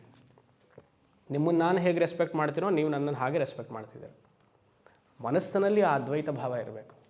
ದ್ವೈತದಲ್ಲಿ ಆಲ್ರೆಡಿ ವೇದವೇ ದ್ವೈತವನ್ನು ಹೇಳಿದಾಗ, ಇವಾಗ ಭಗವಂತನ ಇಲ್ಲಿ ನಾನು ಹಿಡ್ಕೊಂಡು ನನ್ನ ಕಾಲು ಶಂಕರನ ಮೇಲೆ ಇಡಲ, ಇಲ್ಲ ಗಣಪತಿ ಮೇಲೆ ಇಡಲ, ಒಪ್ಕೊಳ್ತೀರಾ? ಆದವರ ಮಾಡ್ತೀವೋ ಇಲ್ವಾ? ಅವ್ರು ಹೇಳಿದನ್ನೇ ಸ್ವೀಕರಿಸಿ ದ್ವೈತ ರೀತಿಯಲ್ಲಿ ಬುದ್ಧಿಲಿ ಮಾತ್ರ ಅದ್ವೈತ, ವ್ಯವಹಾರ ಎಲ್ಲ ದ್ವೈತವೇ. ವ್ಯವಹಾರ ಮಾಡಬೇಕಂದ್ರೆ ಹೇಗಿರ್ತೀವಿ? ದ್ವೈತ ರೀತಿಯಾಗಿರ್ತೀವಿ. ಆದರೆ ಆಳದಲ್ಲಿ ನಮಗೆ ಮನಸ್ಸು ಗೊತ್ತು ಇದು ಅದ್ವೈತವೇ. ಆ ಥರ ಮನಸ್ಸು ಆಳವಾಗಿ ಗೊತ್ತುಬಿಟ್ರೆ ಯಾರ ಮೇಲೂ ರಾಗದ್ವೇಷಗಳೇ ಬರಲ್ಲ. ನೀನು ಕೀಳು, ನಾನು ಮೇಳು, ನೀನು ಮಡಿ, ಅದೆಲ್ಲ ಬರೋದೇ ಇಲ್ಲ. ಯೋಚನೆ ಮಾಡಿ. ಸೊ ಅದು ರೆಡಿ ಆಗೋದಕ್ಕೆ ಏನು ಗೊತ್ತಾ? ಶಮಾಧಿ ಷಟ್ಕ ಸಂಪತ್ತಿ. ಮನಸ್ಸು ಪೂರ್ತಿ ಪಕ್ವತೆ ಆಗ್ತಾ ಹೋಗಬೇಕು. ಮನಸ್ಸು ಪ್ರಪಂಚದ ಕಡೆ ಸಾಕು ಅಂತ ಅನಿಸ್ಬೇಕು. ಮನಸ್ಸಿಗೆ ಪ್ರಪಂಚದ ಮೇಲೆ, ವ್ಯಕ್ತಿ ಮೇಲೆ ತುಚ್ಛ ಭಾವ ಬರಬೇಕು. ತುಚ್ಛ ಭಾವ ಅಂದರೆ ಅಧೋಭಾವ ಅಲ್ಲ. ಇವರಿಂದ ಇಷ್ಟೇಪ್ಪ, ಇದು ಮ್ಯಾಕ್ಸಿಮಮ್ ಇಷ್ಟೇ ಕೊಡೋಕ್ಕೆ ಸಾಧ್ಯ ಅಲ್ವಾ? ಎಕ್ಸ್ಪೆಕ್ಟ್ ಮಾಡ್ತಾ ಹೋಗಬಾರ್ದು.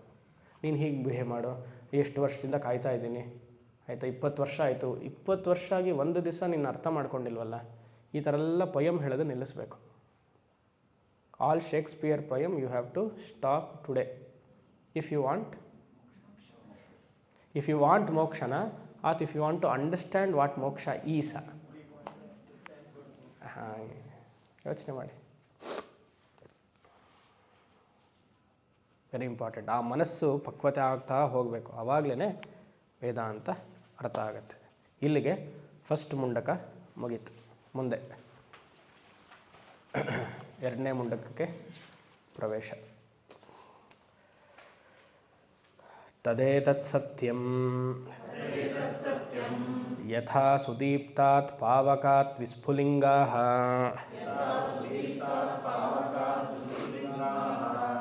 ಯಥಾ ಸುದೀಪ್ತಾತ್ ಪಾವಕಾದ್ ವಿಸ್ಫುಲಿಂಗಾಃ ಸಹಸ್ರಶಃ ಪ್ರಭವಂತೆ ಸ್ವರೂಪಾಃ ತಥಾ ಅಕ್ಷರಾದ್ವಿವಿಧಾಃ ಸೌಮ್ಯಭಾವಾಃ ಪ್ರಜಾಯಂತೆ ತತ್ರ ಚೈವಾಪಿ ಯಂತಿ ಚೈವಾಪಿ ಯಂತಿ. ಓಕೆ. ಯಥಾ ತದೇತತ್ ಸತ್ಯಂ ಯಥಾ ಸುದೀಪ್ತಾತ್ ಪಾವಕಾದ್ ವಿಸ್ಫುಲಿಂಗಾಃ ಸಹಸ್ರಶಃ ಪ್ರಭವಂತೆ ಸ್ವರೂಪಾಃ ತಥಾ ಅಕ್ಷರಾದ್ವಿವಿಧಾ ಸೌಮ್ಯಭಾವಾಃ ಪ್ರಜಾಯಂತೆ ತತ್ರ ಚೈವಾಪಿ ಯಂತಿ.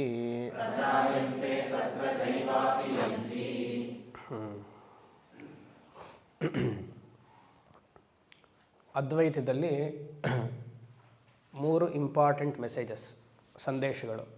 ಯಾವುದು? ಬ್ರಹ್ಮ ಸತ್ಯಂ, ಜಗನ್ಮಿಥ್ಯ, ಜೀವೋ ಬ್ರಹ್ಮ ಇವ ನಾಪರ. ಈ 3 ಸರಿಯಾಗಿ ಅರ್ಥ ಮಾಡ್ಕೊಳ್ಬೇಕು ನಾವು. ಬ್ರಹ್ಮ ಸತ್ಯಂ ಅಂತ ಅಂದಿದ ತಕ್ಷಣ ಚಿನ್ನ ಸತ್ಯ ಅಂತ ಜ್ಞಾಪಕ ಬರಬೇಕು. ಎಕ್ಸಾಂಪಲ್ಗೆ ಬ್ರಹ್ಮ ಸತ್ಯಂ, ಇಡೀ ಪ್ರಪಂಚವು ಇದನ್ನು ಮತ್ತೆ ಮತ್ತೆ ಮನಸ್ಸಿನಲ್ಲಿ ಪೂರ್ತಿ ನಾಟ್ಕೊಳ್ಳಿ. ಅದು ಲಿಪ್ ಸರ್ವಿಸ್ ಆಗಬಾರ್ದು. ನನಗೆ ಗೊತ್ತು ಸ್ವಾಮೀಜಿ ಅಂಥೇಳಿ ಮತ್ತೆ ಇಲ್ಲಿ ರೋಡಲ್ಲಿ ಹೋಗ್ತಿದ್ದಾಗ ಏನೋ ಆಯಿತು ಅಂತ ಆಳಬಾರ್ದು. ಅದು ಸಡನ್ನಾಗಿ ಜ್ಞಾನ ಬರಬೇಕು ನಮಗೆ. ಮನೇಲಿ ಒಂದೊಂದು ಆಗು ಹೋಗುಗಳು ಏರುಪೇರು ಆಗ್ತಿದ್ದ ತಕ್ಷಣ ಬ್ರಹ್ಮ ಸತ್ಯಂ ಅಹಂ ಸತ್ಯಂ, ಬ್ರಹ್ಮ ಸತ್ಯಂ ಅಹಂ ಸತ್ಯಂ, ಅಹಮೇವ ಬ್ರಹ್ಮನ್, ಇದು ಬರ್ತಾ ಇದ್ರೇ ಇದು ಅರ್ಥ ಆಗೋದು. ಸೊ ಬ್ರಹ್ಮ ಸತ್ಯಂ ಅಂದಿದ ತಕ್ಷಣ ಒಂದು ಎಕ್ಸಾಂಪಲ್ ಅಂತ ಇಟ್ಕೊಂಡಿದ್ರೆ ಚಿನ್ನ, ಸುವರ್ಣ ಏವ ಸತ್ಯ, ಇನ್ಯಾವುದೂ ಅಲ್ಲ. ತ್ರಿಕಾಲ ಅಬಾಧಿತವಾಗಿರುವಂತಹ ಸುವರ್ಣ ಮಾತ್ರ 3 ಕಾಲದಲ್ಲಿಯೂ ಕಾಣಿಸ್ತಾ ಇದೆ. ಆಭರಣ ಇದ್ದಾಗಲೂ ಸುವರ್ಣ ಇತ್ತು, ಆಭರಣ ಶುರು ಆಗೋಕ್ಕಿಂತ ಮುಂಚೆನೂ ಸುವರ್ಣ ಇತ್ತು, ಆಭರಣ ನಶಿಸಿ ಹೋದಾಗಲೂ ಸುವರ್ಣ ಚಿನ್ನ ಇದ್ದೇ ಇರುತ್ತೆ. ಸೊ ಈ ಪ್ರಪಂಚ ಕಾಣ್ತಿರುವಾಗಲೂ ಬ್ರಹ್ಮವಸ್ತು ಇತ್ತು, ಕಾಣಕ್ಕಿಂತ ಮುಂಚೆಯೂ ಬ್ರಹ್ಮವಸ್ತು ಇತ್ತು, ಕಾಣ ಆದಮೇಲೂ ಬ್ರಹ್ಮವಸ್ತು ಇರುತ್ತೆ. ನಾನು ಯಾರು? ಪ್ರಪಂಚ ಅಲ್ಲ, ಬ್ರಹ್ಮ ಮಾತ್ರ. ನಾನು ಬ್ರಹ್ಮ ಮಾತ್ರ. ಇಲ್ಲಿ ಬ್ರಹ್ಮ ಅಂದಿದ ತಕ್ಷಣ ನಿಮಗೆ ಭಗವಂತನ ಗುಣಗಳಾಗಲಿ ಅಥವಾ ಭಗವಂತನ ಶಕ್ತಿಗಳಾಗಲಿ ನಿಮಗೆ ಬರಲ್ಲ. ನಾನು ಅಹಂ ಬ್ರಹ್ಮಾಸ್ಮಿ, ನಾನು ಈಶ್ವರ ಅಂದಿದ ತಕ್ಷಣ, ಈಶ್ವರ ಅಂದರೆ ಈಶ್ವರನೋ ಬ್ರಹ್ಮವೋ ವಿಷ್ಣುವೋ ಯಾವುದೋ ಒಂದು, ಆ ದೇವತೆಗಳ ಬಲ ಶಕ್ತಿ ನಿಮಗೆ ಬರಲ್ಲ. ಅವರು ದ್ವೈತ ಭಾವದಲ್ಲಿಯೇ ಹಾಗೆ ಇರ್ತಾರೆ, ನೀವು ಹಾಗೆ ಇರ್ತೀರಿ. ಇವಾಗ ಗುರು ಹಾಗೂ ಶಿಷ್ಯ ಒಂದೇ ಅಂತಂದರೆ ವಾಚ್ಯಾರ್ಥದಲ್ಲಿ ಒಂದೇಯಾ ಲಕ್ಷ್ಯಾರ್ಥದಲ್ಲಿ ಒಂದೇನಾ ಅಂತ ನೋಡ್ಕೊಳ್ಬೇಕು ಅಲ್ವಾ. You can never become a prime minister now or any time ಅಲ್ವಾ. But what is common between prime minister and you? Don't say atma. ಅದು ಆತ್ಮ ಅಂತ ಹೇಳಿದ್ರೆ ಪ್ರಾಬ್ಲಮ್ ಆಗುತ್ತೆ. ಆಮೇಲೆ ಅದು ಆತ್ಮದ ಒಂದು both of you are correct. Both of, ಅದಕ್ಕಿಂತ ಮುಂಚೆ ಅದು ವೇದಾಂತ ಆಗೋಯ್ತು, ಬೇಡ.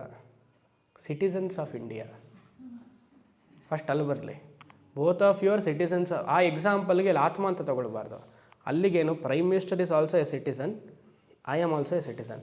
Next both of your human beings. ಆಮೇಲೆ ದ್ವೈತ ಎಲ್ಲಿ ಬರೋದು ಗೊತ್ತಾ? ಅವರು ಪ್ರೈಮ್ ಮಿನಿಸ್ಟರ್, ನಾನು ಒಬ್ಬ ಸಾಧಾರಣ ಮನುಷ್ಯ. ಅಲ್ಲಿ ಆ ಪ್ರೈಮ್ ಮಿನಿಸ್ಟರ್ಗೆ ಭಗವಂತ, ಆ ಭಗವಂತನ ಅನ್ನುವಂತಹ ಪ್ರೈಮ್ ಮಿನಿಸ್ಟರ್ಗೆ ಜಗತ್ತನ್ನು ಆಳುವಂತಹ ಪೊಸಿಷನ್, ಪೋಸ್ಟ್, ಅವರು ಮಾಡಿರುವಂತಹ ಕರ್ಮಕ್ಕೆ ಅವರಲ್ಲಿ ಕೂತಿದ್ದಾರೆ. ಗೊತ್ತಾಗ್ತಿದೆಯಲ್ಲ? ಅದು ಎಷ್ಟೋ ಕೊಟ್ಟಿರ್ತಾರೆ, ಪರವಾಗಿಲ್ಲ, ಅಲ್ಲಿ ಕೊಟ್ಟಿರ್ತಾರೆ, ಕೂತಿರ್ತಾರೆ. ಹಾಗೆ ನಮ್ಮದೇ ತಾನೇ, ನಾವು ಅರ್ನ್ ಮಾಡಿರುವಂತಹ ಇನ್ಕಮ್ ಟ್ಯಾಕ್ಸ್ ಮೂಲಕ ಅವರು ಅದನ್ನು ಎಲ್ರಿಗೂ ಹಂಚಿದ್ದಾರೆ. ಇದು ಲೌಕಿಕವಾಗಿ. ವೈದಿಕವಾಗೇನು, ನಾವು ಕೊಟ್ಟಿರುವಂಥ ಹವಿಸ್ಸನ್ನೇ ಆ ಜಾಗವನ್ನು ಭದ್ರವಾಗಿ ಅವ್ರು ಮಾಡ್ಕೊಂಡಿದ್ದಾರೆ. ವೈದಿಕವಾಗಿ ನೋಡಿದ್ರೆ ಇಂದ್ರನ position is equal to prime minister position. So ದ್ವೈತ ಇದು ಯಾವಾಗಲೂ ಇದ್ದೇ ಇರುತ್ತೆ. ದ್ವೈತಕ್ಕೂ ಅದ್ವೈತಕ್ಕೂ ಹುಷಾರಾಗಿ ಅದು ಆಲೋಚನೆ ಮಾಡ್ತಾ ಹೋಗಬೇಕು. ಎಲ್ಲಿ ದ್ವೈತವನ್ನು ತರಬೇಕು, ಎಲ್ಲಿ ಅದ್ವೈತವನ್ನು ತರಬೇಕು ಅಂತ.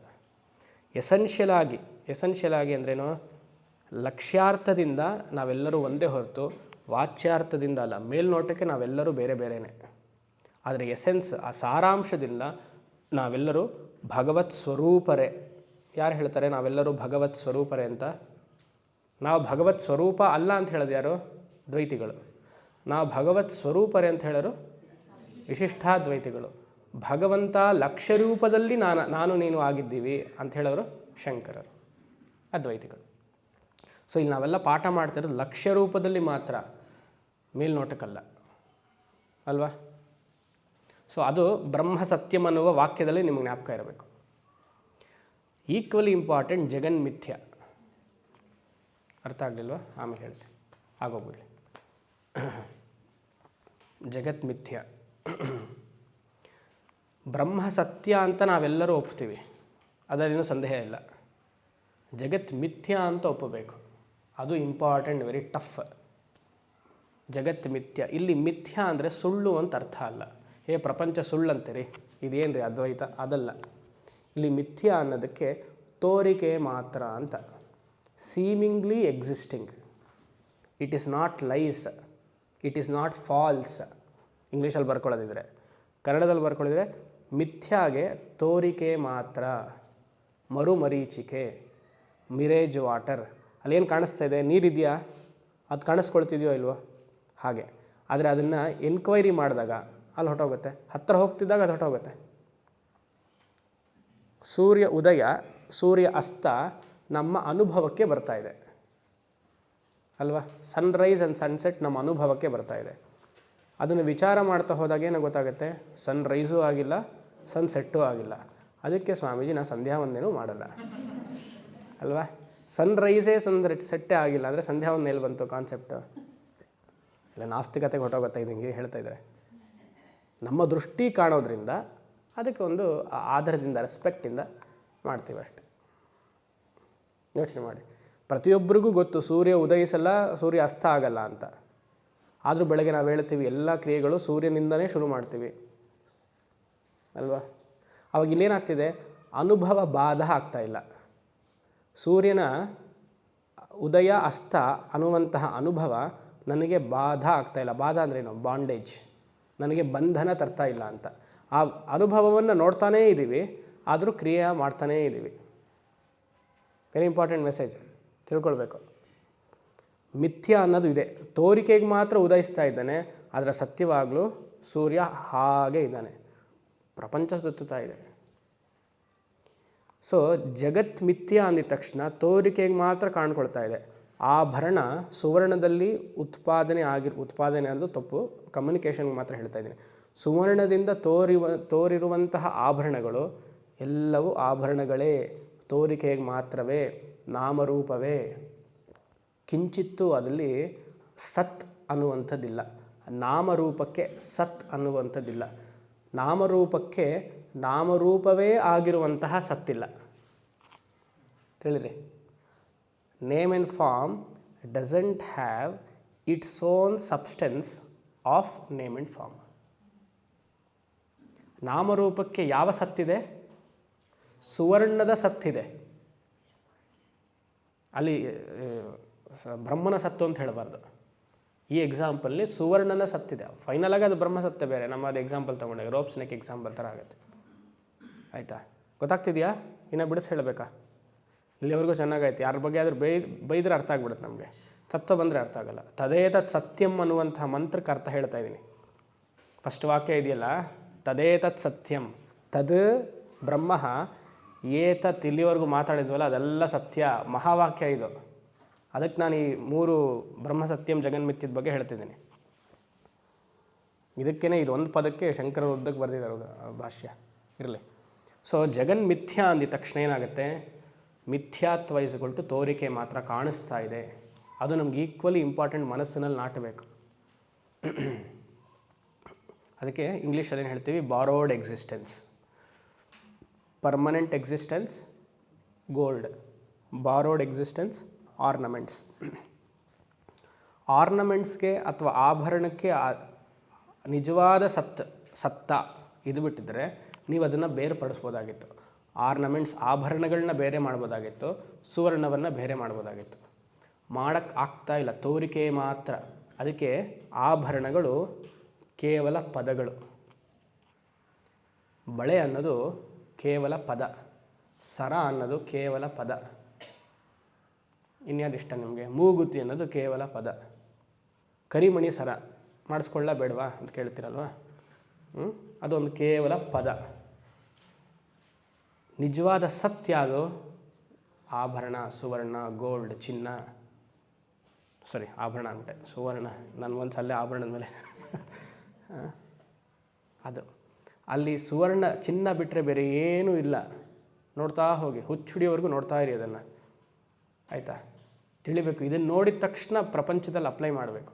ನಾನು ನಿಮ್ಮನ್ನೆಲ್ಲ ನೋಡ್ತಾ ಇದ್ದೀನಿ ಅಂದರೆ ಭಗವತ್ ಸ್ವರೂಪದಂತೆಯೇ ನೋಡಬೇಕು ನಾನು. ನೀವು ನನ್ನನ್ನು ನೋಡ್ತಿದ್ದೀರಿ ಅಂದರೆ ಭಗವತ್ ಸ್ವರೂಪದಂತೆಯಲ್ಲಿಯೇ ನೋಡಬೇಕು. ಸ್ವರೂಪ ಅಂತ ಹೇಳ್ತಾ ಇದ್ದೀನಿ, ಭಗವಂತನಂತೆಯೇ ನೋಡಿ ಅಂತ ಹೇಳ್ತಾ ಇಲ್ಲ. ಒಂದೊಂದು ಪದನೂ ವೆರಿ ಇಂಪಾರ್ಟೆಂಟ್. ಭಗವಂತನಂತೆಯೇ ನೋಡೋಕ್ಕೆ ಸಾಧ್ಯ ಇಲ್ಲ, ಯಾಕಂದರೆ ಶಕ್ತಿ ಅಭಾವಾತ್. ಸ್ವರೂಪದಿಂದ ನೋಡೋಕ್ಕೆ ಸಾಧ್ಯ ಇದೆ, ಯಾಕಂದರೆ ಲಕ್ಷಣತ್ವಾತ್. ಹೇಳಿರಿ, ಅದನ್ನು ನೋಡುವ ದೃಷ್ಟಿ, ದೇಹ ಮನಸ್ಸು ಆಕಾರಗಳೆಲ್ಲ ಬೇರೆ ಆಗ್ತಿದ್ರು, ಅಲ್ಲಿ ಒಂದು ಚೈತನ್ಯದಿಂದ ಏನೋ ಒಂದು ಇಂದ್ರಿಯಗಳ ಕೆಲಸ ಮಾಡ್ತಿದೆಯಲ್ಲ, ಆ ಮನಸ್ಸು ಬ್ಯಾಕ್ ಡ್ರಾಪಲ್ಲಿ ಒಳಕೋಣೆಯಲ್ಲಿ ನೀವು ಒಂದು ಮಾಡುವಂಥ ಕಗ್ಗ ಹೇಳಿದಂಗೆ ಆ ಮನಸ್ಸು ನಮ್ಮದು ನಿಮ್ಮ ಚೈತನ್ಯದಕ್ಕೆ ಹೋಗಬೇಕು. ನಿಮ್ಮ ಚೈತನ್ಯದಲ್ಲಿ ಹೇಗೆ ಇಂದ್ರಿಯಗಳೆಲ್ಲ ಕೆಲಸ ಮಾಡ್ತಿದೆಯೋ, ಮನಸ್ಸನ್ನು ಗೋಚರ ಮಾಡ್ತಿದೆಯೋ, ನನ್ನ ಚೈತನ್ಯದಲ್ಲೂ ಅದೇ ಮಾಡ್ತಿದೆ ಅಂತ ಬರಬೇಕು. ಆವಾಗಲೇ ಜಗತ್ ಮಿಥ್ಯಾ ಅಥವಾ ಅರ್ಥ ಆಗದೆ ನಿಮಗೆ. ತೋರಿಕೆ, ಯಾವಾಗ ತೋರಿಕೆ ಸತ್ಯ ಅಲ್ಲ, ಯಾಕೆ? ತೋರಿಕೆ ಸತ್ಯ ಅಲ್ಲ, ಯಾಕೆ? ಕರೆಕ್ಟ್, ಅದೊಂದು ಒಳ್ಳೆ ಆನ್ಸರು. ಇನ್ನೊಂದು ಸಿಂಪಲ್ ಆಗಿ, ತೋರಿಕೆ ಸತ್ಯ ಅಲ್ಲ, ಯಾಕೆ? ಅಸ್ತಿತ್ವ ಇಲ್ಲ. ಕರೆಕ್ಟ್, ತೋರಿಕೆ ಅದು ಸಿಂಪಲ್. ತೋರಿಕೆ ಸತ್ಯ ಅಲ್ಲ, ಯಾಕೆಂದರೆ ತೋರ್ತಾ ಇದೆ. ಯಾವುದು ತೋರುತ್ತಿದೆಯೋ ಅದು ಸತ್ಯ ಅಲ್ಲ. ಬ್ರಹ್ಮ ನಿಮಗೆ ತೋರಲ್ಲ, ಯಾಕಂದರೆ ಅದು ಆಬ್ಜೆಕ್ಟ್ ಅಲ್ಲ ತೋರೋದಕ್ಕೆ. ಬ್ರಹ್ಮವೇ ಆಗಿದ್ದಾಗ ಏನನ್ನು ನೋಡುತ್ತೆ ಅದು? ಸುವರ್ಣ ತೋರಿಕೆನ ಅಥವಾ ಸತ್ತ? ಬ್ರಹ್ಮ ತೋರ್ತಾ ಇಲ್ಲ, ಬ್ರಹ್ಮ ಇರೋದೇ ಒಂದು. ಯಾವುದು ತೋರುತ್ತೋ ಅದು ಮಿಥ್ಯ. ಯಾವುದೆಲ್ಲ ನಿಮಗೆ ತೋರುತ್ತೆ ನೋಡಿ, ಪ್ರಪಂಚ ಪೂರ್ತಿ ತೋರ್ತಾ ಇದೆ ಅಂದರೆ ಅದು ಮಿಥ್ಯ. ಶರೀರ ತೋರ್ತಾ ಇದೆ ಅಂದರೆ ಮಿಥ್ಯ. ಮನಸ್ಸು ತೋರ್ತಾ ಇದೆ ಅಂದರೆ ಮಿಥ್ಯ. ಯಾಕೆ ತೋರ್ತಾ ಇದೆ? ಇನ್ನೊಂದು, ಮನಸ್ಸಿನ ಕರ್ಮಗಳಿದೆ, ಶರೀರದ ಕರ್ಮಗಳಿದೆ. ಕರ್ಮವೆಲ್ಲವೂ ಮಿಥ್ಯ. ಇಲ್ಲಿ ಮಿಥ್ಯ ಅಂದರೆ ಅರ್ಥ ಮಾಡ್ಕೊಳ್ಳಿ, ಸುಳ್ಳು ಅಂತ ಅರ್ಥ ಅಲ್ಲ. ಎಲ್ಲ ಕ್ರಿಯಾತ್ಮಕವಾಗಿದೆ, ಎಲ್ಲ ನಶ್ವರ ಅಂತ ಅರ್ಥ. ಈ ದೊಡ್ಡದಾಗ ಒಂದು ಎಲ್ಲ ಕೊಟೇಶನ್ ಹಾಕ್ಬಿಡ್ತಾರೆ, ಚೇಂಜ್ ಅಲೋನ್ ಇಸ್ ಕಾನ್ಸ್ಟೆಂಟ್. ಪಾಪ ಅವನ ಜೀವನದಲ್ಲಿ ವ್ಯಥೆ ಆಗಿರುತ್ತೆ, ಹೆಂಡತಿ ಕಳಿಸಿರ್ತಾರೆ ಮನೆಯಿಂದ ಆಚೆಗೆ. ಏನೋ ಒಂದಾಗುತ್ತೆ ಅಂದರೆ ಆಫೀಸಿಂದ ಇವಾಗೆಲ್ಲ ರಿಸೆಷನ್ ಅಂತಲ್ಲ, 15-20 ಸಾವಿರ ಜನರನ್ನು ಕಳಿಸ್ತಾ ಇದ್ದಾರಂತೆ ರಿಸೆಷನ್. ಗೂಗಲಲ್ಲಿ ಕೇಳ್ಪಟ್ಟೆ, 11,000 ಜನ Indian employees R bin scent out. ನೋಡಿ, ಹಿಂದೆ ಹಿಸ್ಟ್ರಿಯಲ್ಲೇ ಇರಲಿಲ್ವಂತೆ ಗೂಗಲಲ್ಲಿ. 4,000 ಜನ ಅಲ್ಲ, 4,000 ಜನ from India. 7 correct statistics? 7,000, 2 lakhs ಎಲ್ಲ ಕಡೆ. IBM ಅಲ್ಲದೊಂದು, ಎಲ್ಲ ಕಡೆ ಎಲ್ಲಿ ಹೋಗ್ತಾರೆ ಪಾಪ. ಅದಕ್ಕೆ Naukri.com ಹಾಕಿದ್ರು, ಅಲ್ಲಿ ಕೆಲಸ ಮಾಡೋರು ಇಲ್ವಂತ ಅಪ್ಲೈ ರಿಸೀವ್ ಮಾಡ್ಕೊಳ್ಳೋಕ್ಕೆ. ಎಲ್ಲ ಶಟ್ ಡೌನ್, ಎಲ್ಲ ಬ್ರಹ್ಮಸ್ಥಿತಿಯಲ್ಲಿದ್ದಾರೆ ಇವಾಗೆಲ್ಲರೂ. ಯಾವುದಕ್ಕೆ ಹೇಳಕ್ಕೆ ಬಂದೆ, ಎಲ್ಲಿದ್ದೆ? ಮನಸ್ಸು. ಮನಸ್ಸು ನಶ್ವರ, ಯಾಕಂದರೆ ಎಲ್ಲ ಕಾಣಿಸ್ಕೊಳ್ತಾ ಇದೆ, ತೋರಿಕೆ ಆಗ್ತಾ ಇದೆ. ದೇಹ ಕಾಣಿಸ್ತಾ ಇದೆ, ದೇಹದಲ್ಲಿ ಬರುವಂತಹ ಕೇಶಲೋಮಾನಿ ಕಾಣಿಸ್ತಾ ಇದೆ. ಇವತ್ತು ಚರ್ಮ ಚೆನ್ನಾಗಿರುತ್ತೆ, ನಾಳೆ ಏನೋ ಆಗುತ್ತೆ, ಚರ್ಮದ ಮೇಲೆ ಏನೋ ಒಂದು ಪಿಂಪಲ್ಲೋ ಗುಳ್ಳೆನೋ ಏನೋ ಒಂದು ಸ್ಕಾರೋ ಏನೋ ಬರುತ್ತೆ. ಅದನ್ನು ಹಾಗೆ ಬಿಟ್ಟರೆ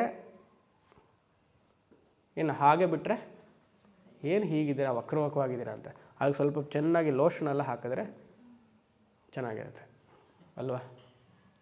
ಎಷ್ಟು ನಾವು ಹೇಗೆ ಪ್ರೊಟೆಕ್ಟ್ ಮಾಡ್ಕೊಳ್ತೀವಿ. ನೀವು ಬ್ರಹ್ಮವಸ್ತುಪ್ಪ, ನೀ ತುಂಬ ಚೆನ್ನಾಗಿದೆ, ಯಾವ ಲೋಷನ್ನು ಬೇಡ, ಫೇರ್ ಆ್ಯಂಡ್ ಲವ್ಲಿ ಬೇಡ ನಿನಗೆ ಅಂದರೆ ಅರ್ಥ ಮಾಡ್ಕೊಳ್ಳಲ್ಲ.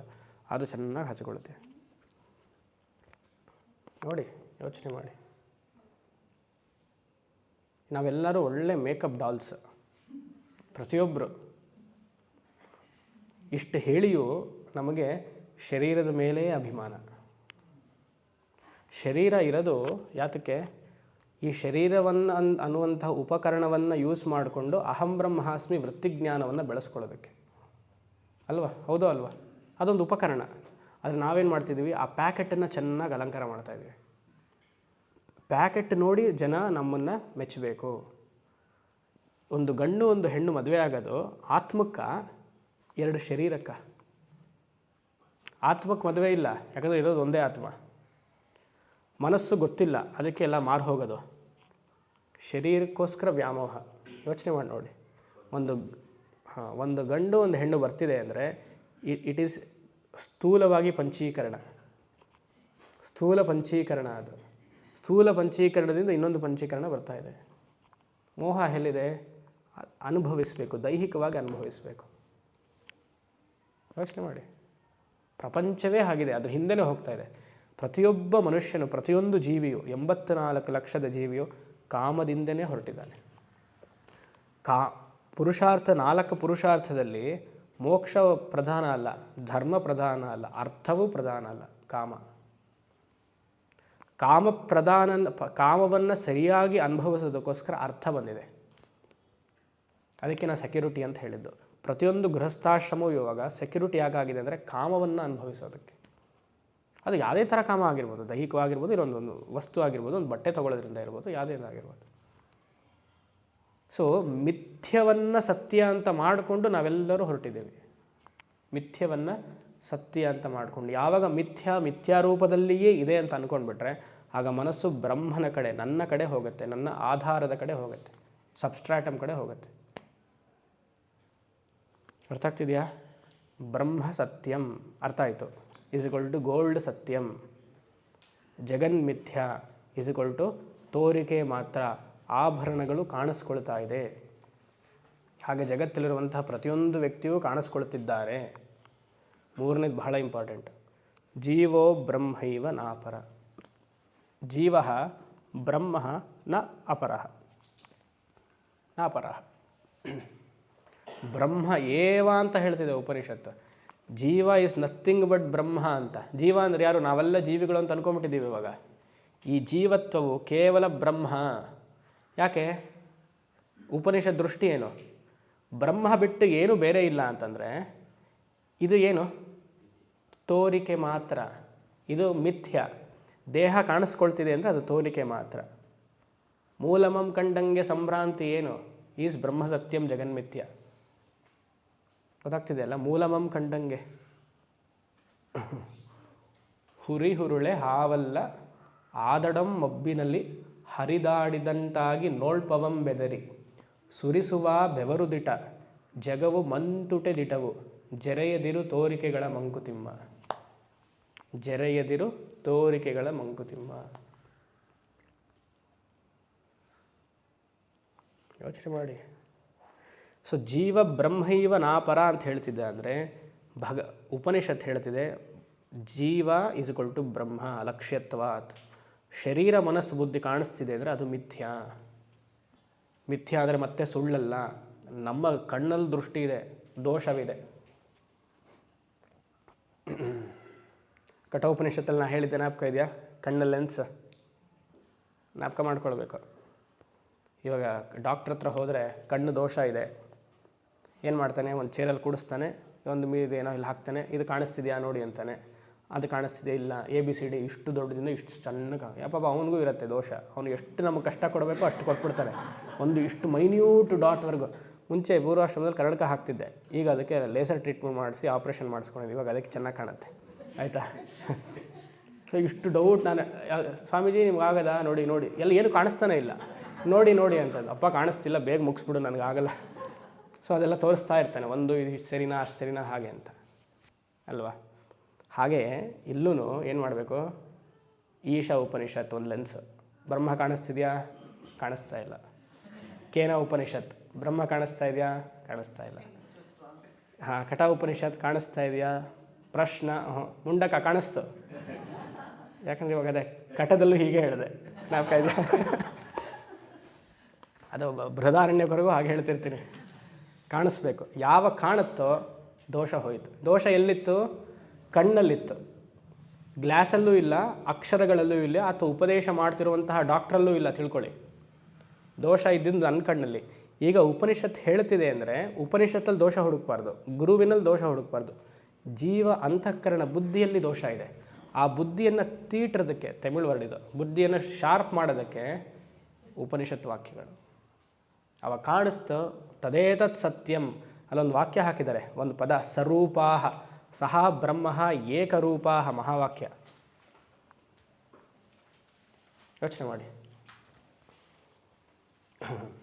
ಸ್ವರೂಪಾಹ. ಸೊ ಜೀವೋ ಬ್ರಹ್ಮೈವ ನಾಪರ. Very important. ಇದು ಮನಸ್ಸಲ್ಲಿ ಪೂರ್ತಿ ನಾಟ್ಬಿಡ್ಬೇಕು. ಎಲ್ಲ ಹೇಳ್ತಾನೆ ಇದ್ದೀರಾ ನಾಟಬೇಕು ನಾಟಬೇಕು ಅಂತ, ಯಾವ್ದು ನಾಟತ್ತೋ ಗೊತ್ತಿಲ್ಲ ಅಲ್ವಾ. ಪ್ರತಿಯೊಂದು ಕ್ಲಾಸಲ್ಲೂ ನಾಟಬೇಕು. ಎಷ್ಟು ಇಟ್ಕೊಳ್ಳೋಕೆ ಸಾಧ್ಯ? ಸೊ ಜೀವೋ ಬ್ರಹ್ಮೈವ ನಾಪರ, ಕೇವಲ ತೋರಿಕೆ ಮಾತ್ರ. ಇದಕ್ಕೆ ಒಂದು ಉಪಕರಣ ಶುದ್ಧಿ ಇರಬೇಕು. ಶಾಸ್ತ್ರದಲ್ಲಿ ಹೇಳುತ್ತೆ, ಈ ಮಹಾವಾಕ್ಯವನ್ನು, ಇದೊಂದು ಮಹಾವಾಕ್ಯವೇ, ಯಾವುದೋ ಬ್ರಹ್ಮಸತ್ಯಂ ಜಗನ್ಮಿಥ್ಯ ಜೀವೋ ಬ್ರಹ್ಮೈವ ನಾಪರ ಅನ್ನುವ ಅದ್ವೈತ ಸಂದೇಶಕ್ಕೆ ಇದನ್ನು ಅರ್ಥ ಆಗೋಕ್ಕೆ ಪ್ರತಿಯೊಬ್ಬರಿಗೂ ಸಮಯ ಬೇಕಾಗುತ್ತೆ. ಅಷ್ಟು ಸುಲಭವಾಗಿ ಅರ್ಥ ಆಗಲ್ಲ. ಅದಕ್ಕೆ ಅಧಿಕಾರ ಭೇದ ಅಂತ ಹೇಳ್ತೀವಿ. ಅಧಿಕಾರ ಭೇದ ಅಂದರೆ ಒಬ್ಬೊಬ್ಬರ ಮೆಚುರಿಟಿ ಒಂದೊಂದು ಥರ ಇರುತ್ತೆ. ಇದನ್ನು ಅಧಿಕಾರ ಭೇದವನ್ನು ಆದಷ್ಟು ರಿಫೈನ್ಮೆಂಟ್ ಆಫ್ ಮೈಂಡು ಆದಷ್ಟು ಶುದ್ಧಿ ಆಗ್ತಾ ಬಂದರೆ, ಈಗ ಮೋಕ್ಷ, ವೆರಿ ಇಂಪಾರ್ಟೆಂಟ್, ಮೋಕ್ಷ ಬ್ರಹ್ಮನಿಗ, ಜೀವನಿಗ, ಮನಸ್ಸಿಗ. ಯೋಚನೆ ಮಾಡಿ ಹೇಳಿ, ಸುಮ್ಮನೆ ಟಕ್ ಅಂತ ಹೇಳ್ಬಿಡ್ಬಿಡಿ, ಕಾನ್ಬನಿಗ ಕರೋಡ್ಪತಿ ಅಲ್ಲ ಇದು. ನಿಧಾನ ಕೇಳಿ, ಏನು ದುಡ್ಡು ಬರಲ್ಲ. ಮೋಕ್ಷ ಇನ್ಫ್ಯಾಕ್ಟ್ ಏನು ಹೇಳಿದ್ರು ಲಾಸೇ ನಿಮಗೆ. ಮೋಕ್ಷ ಬ್ರಹ್ಮನಿಗ, ಜೀವನಿಗ, ಅಂದರೆ ಜೀವ ಅಂದರೆ ಇಂಡಿವಿಜುವಲ್ಗ, ಅಥವಾ ಮನಸ್ಸಿಗ. ಎರಡು ಉತ್ತರ ಬರ್ಬೋದು ಇದು ನಿಮ್ಮಿಂದ. ಇವಾಗ ಜೀವ ಅನ್ನೋದು ಮನಸ್ಸ ಅಲ್ವಾ? ಜೀವ ಅನ್ನೋದು ಮನಸ್ಸ ಅಲ್ವಾ? ಕರೆಕ್ಟಾಗಿ ಹೇಳಿ. ಸೂಕ್ಷ್ಮ ಶರೀರ ಅನ್ನೋದು ಯಾರು ಮತ್ತೆ? ಏನು ನೀವು ಹೀಗಲ್ಲ ಅಂದರೆ ನಾನು ಪಾಠ ಸರಿಯಾಗಿ ಮಾಡ್ತಿಲ್ಲ ಅಂತ ಅನಿಸುತ್ತೆ. ಸೂಕ್ಷ್ಮ ಶರೀರ ಟು ಜೀವ, ಹೌದು ತಾನೆ? ಸ್ಥೂಲ ಶರೀರ ಬಿದ್ದ ತಕ್ಷಣ ನೀವು ಹೂಣ್ತಿರೋ ಸುಡ್ತಿರೋ. ಸೂಕ್ಷ್ಮ ಶರೀರ ಸೂಕ್ಷ್ಮ ಶರೀರ ಹೋಗುತ್ತೆ, ಇನ್ನೊಂದು ಶರೀರವನ್ನು ತಗೊಳುತ್ತಲ್ಲ. ವಾಸಾಂಶ ಜೀರ್ಣಾನಿ ಯಥಾ ವಿಹಾಯ. ನೀವೇನು ಹೇಳಬೇಕು? ಪ್ರತಿಬಿಂಬ ಚೈತನ್ಯ ಇದೆಯಲ್ಲ, ಅದಕ್ಕೆ ಪ್ರತಿಬಿಂಬ ಚೈತನ್ಯಗೆ ಮೋಕ್ಷ ಅಲ್ಲ, ಬಿಂಬ ಚೈತನ್ಯಗೂ ಮೋಕ್ಷ ಅಲ್ಲ, ಕೇವಲ ಆ ಉಪಕರಣಕ್ಕೆ ಅಂಟ್ಕೊಂಡಿರುವಂತಹ ಚೈತನ್ಯಕ್ಕೆ ಮೋಕ್ಷ. ಅರ್ಥ ಆಗಲಿಲ್ಲ ಅಂದ್ಕೊಂಡು, ಅರ್ಥ ಆಯ್ತಾ? ಸರಿ, ಪರವಾಗಿಲ್ಲ. ಅದೇ ಬಿಂಬ ಚಿದಾಭಾಸ ಬೆಸ್ಟ್. ಯಾಕಂದರೆ ರಿಫ್ಲೆಕ್ಟಿವ್ ಕಾನ್ಷಿಯಸ್ನೆಸ್ ಇದಕ್ಕೆಲ್ಲ ಅದೇ ಸ್ವಾಮೀಜಿ. ಇದೆಲ್ಲ ತುಂಬ ಕಷ್ಟ. ನೀವು ಹರೇ ರಾಮ ಅಂತ ಹೇಳಿಬಿಟ್ರೆ ಎಷ್ಟು ಸಿಂಪಲ್ ನೋಡಿ. ಆ ಗೋಲೋಕ ಬೃಂದಾವನ ಜೊತೆಗೆ ಆರಾಮಾಗಿ ಅಲ್ಲಿ ಬೃಂದಾವನ ಜೊತೆಲಿ ಇರ್ತೀವ. ರಾಧಾ ರಮಣ ಕೃಷ್ಣ ಅಲ್ವಾ? ಡಿಸೆಂಬರಲ್ಲಿ ವೃಂದಾವನಕ್ಕೆ ಹೋಗಿದ್ದೆ. ಅಲ್ಲೂ ಹೀಗೆ ಇದೆಲ್ಲ ಅವ್ರ ಸ್ವಾಮೀಜಿ ಹಿಂದಿಲಿ ಮಾತಾಡ್ತಾರೆ. ನನಗೆ ಹಿಂದಿ ಭಾಷೆ ಅಂದ್ರೆ ಆಗಲ್ಲ. ಯಾಕಂದರೆ ಅದಕ್ಕೆ ಹಿಂದಿಗೆ ಸ್ಕ್ರಿಪ್ಟೇ ಇಲ್ಲ. ಉರ್ದು ಎಲ್ಲ ಭಾಷೆನೂ ಉರ್ದು. ಈಗ ಹಿಂದಿಯಿಂದ ನಮ್ಮ ಸಂಸ್ಕೃತಿಯಿಂದ ಅಕ್ಷರ ತಗೊಂಡಿರೋದು. ಮೂಲತಃ ಅದು ಭಾಷೆನೇ ಅಲ್ಲ, ಅದು ಮದರ್ ಲ್ಯಾಂಗ್ವೇಜೋ ನ್ಯಾಷನಲ್ ಲ್ಯಾಂಗ್ವೇಜೋ ಮಾಡ್ಕೊಂಡಿದ್ವಿ. ಸೊ ಅಲ್ಲಿ ವೃಂದಾವನ ಹೋದಾಗಿದೆ. ಅವರು ಯಾವುದೋ ಒಂದು ಯಾವುದೋ ಒಬ್ಬರು ಸ್ವಾಮೀಜಿ ಆಶ್ರಮಕ್ಕೆ ಹೋಗಿದ್ದೆ. ಅವ್ರು ಹಾಗೆ ಸುಮಾರು ಡಿಬೇಟ್ ಮಾಡಿದ್ರು. ನೀವೇ ಸರಿ ಅಂತ ಹೇಳಿ ಬಂದಿದ್ದಾಯಿತು.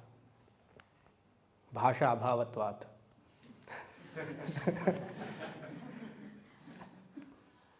ಅವರು ಸಂಸ್ಕೃತ ಮಾತಾಡಲ್ಲ ಅಂತಾರೆ, ಇಂಗ್ಲೀಷು ಮಾತಾಡಲ್ಲ ಅಂತಾರೆ. ಸರಿ ಏನು? ಸರಿ, ಹಾಂ, ಈ ವಿಚಾರ ಸರಿಯಾಗಬೇಕು ಅಂದರೆ ಹೇಳಿದ್ದೆ. ಹಾಂ, ಜೀವ ಬ್ರಹ್ಮ, ಮನಸ್ಸಿಗೆ ಜೀವನ್ ಮುಕ್ತಿ, ಮನಸ್ಸಿಗೆ ವಿದೇಹ ಮುಕ್ತಿ. ಯಾವ ಮನಸ್ಸು ಜೀವನ್ ಮುಕ್ತಿಗೆ, ಯಾವ ಮನಸ್ಸು ವಿದೇಹ ಮುಕ್ತಿಗೆ?